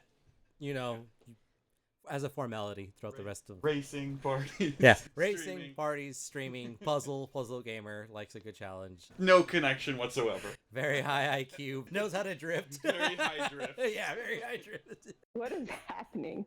All right, these are Good lord. Hey, Wall at least knows it's not gonna work out. I'm not gonna waste either of our times. This is done. It was fun, but yeah. Good luck on the next. Good luck at the next table. Full table. Full table, This yeah. whole table is bad. Again, the buzzer goes off. You had that happen. Didn't go anywhere this time, but who's to say the next single lady, you don't hit it off with. Kimberly, so what you hear from the bug that Terry planted at the table where your suspicious target was sitting, kind of small talk. There's only so much you can gather in 5 minutes. Terry had it in a way where at least you should be able to hear. There was talks of liking to go out, seeing the nightlife of the city of Angel Grove. So just kind of seeing, I guess you could say, hole in the wall places, like the places that aren't like all the tourists would go to, or the place that everyone's been to a million times. Yeah. Seeing more of like the secret parts of Angel Groves, like the parts that get overlooked, the people are missing out on. Yeah, the secret parts. Sure. And one of the places that was name dropped did line up with the Catfishers targets where there was a statue. So you know that for sure. You're writing that down. You're keeping that in your record. I will write it like, okay, so is it the dudes that are moving or the girls? The girls. The girls But are they're- moving? Because yeah, I so- can't attach it to a seat number, right? Because she's moving. But I will track her and I'll Yeah. like have her name and stuff like on one side. Yeah. and So you can see in her my move down, notes, and and like you can follow her as she goes around. Yeah. Terry's gonna do what he can, give you some more information. Also keeping an ear out, so if he sends you a text about something that catches his eye, maybe if it's from someone else, he's gonna still do that.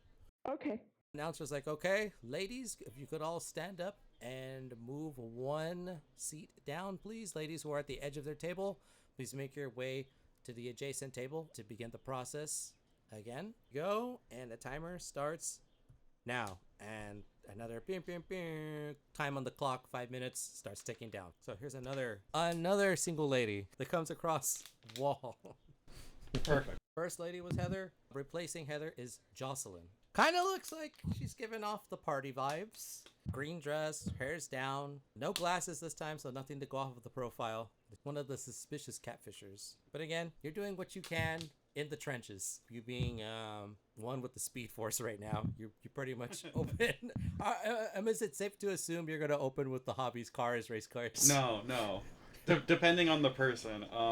The default opener was going to be on a scale of 1 to 10. How likely are you to make me rock hard? Well, there you go. I'll let you be the judge That's of that the rating. default, depending on how likely that person is to respond to that. Gotcha. Well, To that's- respond positively to it. you'll filter some women out for sure. I just don't know if you're counting on filtering all of them or most of them. I'm looking for one woman, and it's one that'll turn me to stone. Again, this is Jocelyn. She's giving off a little more flirtatious vibe. Much different than Heather before her. So Jocelyn, getting a little ready to mingle, open to what you have to say. And also, I would like to see if anyone takes that note with an air of suspicion of, like, does he know? That's why I chose specifically that one. So far, no one has, reacted to that. These women are very polite. Offers her hand, reaches it out. It's like, hello, good to meet you. Jocelyn, you are? Wall. Oh, cool. Interesting name. Thanks. Chose it That's interesting. What do you mean you chose it yourself? If you pay a court money, you can change your name. Ah, okay. She's like, in my head, I thought it was like something crazier, but okay, pretty tame. I was like, are you one of the weirdos? Should I move down now, or I mean, who isn't a little weird? That's right. Again, but she's laughing with you. She's not laughing at you. Cool. Again, she's all right. So she's like, I guess pretty good opener. Again, going off of some of the questions. What's one of your favorite hobbies? Street racing. Oh, street racing, like drag racing. Nice. You bet, watch, compete. Both. Both. All the above. Wow, I win. Mostly I win. win. Okay. Cool, interesting. I really don't know too much about that. Here and there, you run up to someone with a tricked out car, you rev your engine, you flash a little bit of cash, and then first one to the light wins is usually how it goes. They don't decide to not pay you, then something else happens. Cool, interesting. Cool that you like cars. I really don't know anything about cars. I use one to get to work. That's about it. I really don't. It's like I'm actually from the East Coast, and it's a completely different vibe out there. We walk everything. If you have a car, that's like, why? And if you do, it's usually like a clunker handy down. Well, you've ever like drifted around a real sharp corner, that's why you want a car. Going way above the speed limit.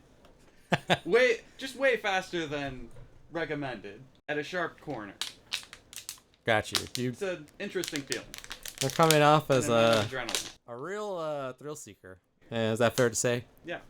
Cool. All right. That doesn't have to be bad, I guess. Is it only with cars? Is there anything else? Like, do you jump out of planes or anything? Are you adrenaline junkie, or is it? I haven't had the opportunity to jump out. I like having the full control of the car, which is why I lean toward high-speed vehicles, because I can control where I go, and then I can also test my limits and see if almost hitting something and not hitting it, as opposed to just jumping out of a plane. You're kind of just sitting there in the air.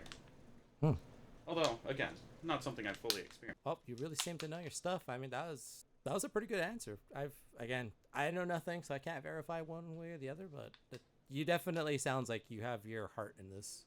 Is that kind of like, and now she's leaning more towards like finding a suitable partner. Is it a lucrative career? Like, is there anything you can transition to? Transition? I mean, right now I'm already, look at me. And I point at my Yeah.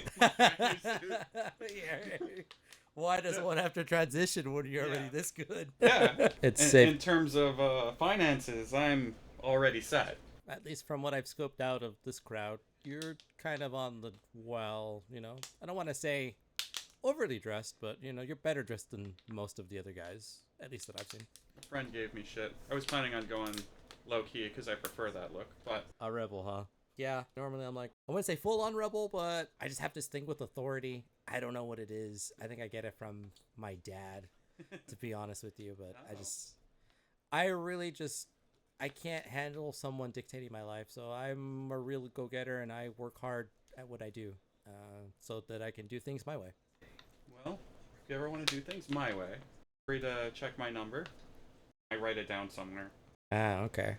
And then on your questionnaire for the sheet, because that's how they reference, Yeah, that I just put that there. I'm like, you're free to do what you want with that. Yeah. You take each other's and okay, sweet. Okay, and they leave their numbers and they put them down. She's like, okay, cool. And then you see like the timer tick down. It's like just a few seconds left. Again, your car and automobile. I don't know if it's your plan to eat up all the time, but hey, Well, if they're not, if I've sussed them out and they're not a monster, I don't care. it's kind of hard to suss out when the car is like half the time. But Well, just keeping you aware. this is also wall. This is awesome. He came up with a plan, but then the single ladies took over. They hijacked the plan. It's their fault. Internally, he's like, oh, she's not a monster. It's fine. I don't have to go. Yeah, we can avoid that line of questioning entirely. Yeah. You kind of just sit again, a little more small talk with like the few seconds you have left for the buzzer beeps. Ladies, let's all stand up and let's move on down. Thank you. We're gonna end here for our stream. We've hit our hour mark. So there's definitely going to be a part 4, but I see us concluding finally our legendary 4-part Valentine's Day special. This has been incredible. There's so much going on. I will say also before we end, so a new line of info again with the bug that Terry put on Kimberly. It's kind of just doubling down, seeing like if they would be interested in seeing not as well-known areas of Angel Grove, just kind of like get off the beaten path, be away from like the main touristy areas, main areas of traction. I don't want to say necessarily back alley like marketplace stuff, random places that are kind of, they look like they could be out of nowhere, but it's actually really cool inside if you get to go there, just so you have that in your data. But yeah, we're gonna end here.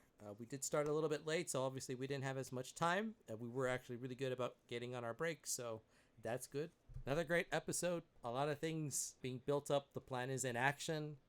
Terry, Wall, Kimberly, Lilith, Maximus are doing their part to see if we can catch the catfisher. Juan and April, next episode we'll catch up with them to see exactly how the Candygram investigation goes. We're going to be bouncing around 2 locations for a little bit before they all regroup wholly. But it's been a lot of fun. We will be back next month. Again, I'm not sure exactly when the date is, but as soon as I know, I will let you all know. I'll put it on my Twitch calendar. For those that are in the Discord, I always like to keep my calendar, usually if I can, updated month by month. Also, for those that follow just on Twitch and aren't a part of the Discord, again, my calendar on there should have it. That's a little more, it goes on a week by week basis, at least last I checked. So, just keep a tab on my schedule. Each week, I update it every Monday morning. So, Tabletop Sunday is when we meet. So, if you see Power Rangers is scheduled for that Sunday, get excited. Things are coming to an epic conclusion. A lot of things were teased. Alien necklaces. We'll have to see how the speed dating goes. What Kimberly's gonna act on. Is anything gonna go crazy? Vulcan Skull gonna get in a fight with Wall? What's gonna happen when Maximus wakes up from his Eskimo nap? Beef Supreme is doing a good job. No one's batted an eye to a dog in Das Club. So stay tuned for all of that. As I always say, I have some helpful links for everyone. Let me go ahead and post them really quick. Okay, so first of all, for those that would like to catch up on past episodes and follow along with our story, I have a full link to our YouTube playlist. This was episode 23. We're 23 episodes into our campaign, season 1, with this group of particular rangers. So again, we have about, I'd say, we're getting close to 100 hours of story so far. And a lot of it's really good. I've gotten a lot of good compliments from those that have found our campaign online. That's always exciting. I think it's good, but again, my rangers are what help make it even better. So if you'd like to catch up, you got long commutes to work, planning a trip for a vacation, like to go cross country, just looking for something maybe to help ease you into sleep every night, I highly recommend it. It's a very interesting, a very good Power Rangers campaign. We're kind of like the Adult Swim HBO Max of Power Rangers. Good combination. Just if that doesn't entice you, I don't know what does. But yeah, check it out. Of course, you can find my GM page at startplayinggames.com/GMEggo. Check out my GM profile, a list of all the systems I play, some of the games. My big one right now is Essence20, which powers, of course, G.I. Joe, Transformers, Power Rangers, and My Little Pony, as well as Night and Vale, which is soon to be released, which is a new game. I really like it. It's a fun system. My players really like it. I have a lot of fun. We've kind of been on a role-playing trip as of late, but it's something that they've asked for, so we do combat as well, but I find it fun in both aspects. And lastly, of course, I have a referral code. So if you're not familiar with StartPlaying, it's a platform for tabletop RPG players and GMs to meet each other. Players can search out GMs to join games that they've run, or on the flip side, you can find a GM and pay them so that they can help run a one-shot campaign, a game of your choosing. And that's with every system you can imagine. Dungeons and Dragons, Essence20, Fate, the list goes on and on. Vampire the Masquerade, so many different games. If you use my code, I will give you $10 free credits. All you need to do is sign up using my link below. Again, you can use that for any GM to join any game you would either like to hire them for, or they're currently offering as a run. Again, you don't have to necessarily use that for me, but that's my gift to you. So again, have fun with that. That's all I got for today. So I'm digging the speed dating. We'll definitely have a little bit more of that before we get into some more of the epic conclusion that has been teased and we're building towards before we get to our next epic 4-part episode. This has been long in the making. I can't tell you how long. Ever since episode 5, I think. A while. Yeah. It's the Medusa. I finally got our Medusa. Exactly. It's been a long while, but I vowed I would make it happen, and it's finally happening. It gets to be rock hard. Yep, exactly. Get ready to find out. Next episode for the epic conclusion. But until then, I'm going to go ahead and pass it to each of my rangers. If they have anything they would like to say, any closing comments, anything to plug, here's your time. So we'll start first with our Yellow Ranger, Juan Wick. Any closing comments for our audience? I'm just sad I didn't get to punch anyone this episode. I know, right? There'll be so many people to punch next time. Yeah. Catch me next time. Exactly. Catch them next time. Definitely next time. Yep. And going next to our Pink Ranger. Any closing comments for our audience before we sign off?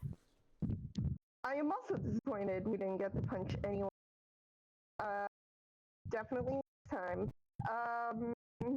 Yeah, I'm on Blue Sky at The Girl Wonder. Just look me up. I love talking about Power Rangers. Love talking about Essence20. So hit me up. Going over to our Red Ranger Wall. Any closing comments for our audience? If you want to see Wall get rock hard next time on Power Rangers. Yep. Don't miss I it. think that's right. Yeah. No, it's spot on. You nailed it. Nailed it. And of course, our Blue Ranger had to leave early. He had plans with his family, so he did a Irish goodbye. But I know he would say it's your boy after he gets up from his nap. He's probably gonna have an Eskimo meal at Dusk Club. But you know he's gonna be the true life of the party. Just wait till the Eskimo enters the speed dating ring. Oh dear God. How many checks yes or is he gonna get? So come find out. Come find out. He also still had someone that was supposed to meet him at Das Club later, but maybe they'll meet him now. So again, things are up in the air, but we'll have to find out. He does have his trusty companion, Beef Supreme, with him, so he is best boy. He's never let him down. And of course, I'm filling in for Terry, and count on Terry to do Terry things. And should the fist start flying, you better bet he's gonna be in that. On that note, these have been my Power Rangers. I'm GM Eggo signing off. Again, we'll catch you next month. Stay tuned. Our epic conclusion to our first ever 4-part special, titled Once Bitten, Twice Shy. We'll see you for the conclusion next month. Till then, everyone, take care. As I always say, thank you for your viewership and support. It never goes unnoticed or taken for granted. Thank you again. Big shout outs to Abyssal Lich for those 4 subscriptions. He powered up the pay to win and the pay to lose. He likes neutrality. No Emperors of Evil this time. So thank you again for the support. Really appreciate it. Otherwise, I just want to say, wherever you guys are watching from, I hope you all have a good morning, a good afternoon, a good evening, and good night. I'm GM Eggo. These are my Power Rangers. We'll see you next month for the conclusion to our Valentine's Day special. And always remember, may the power protect you. Till next time, everybody. Peace.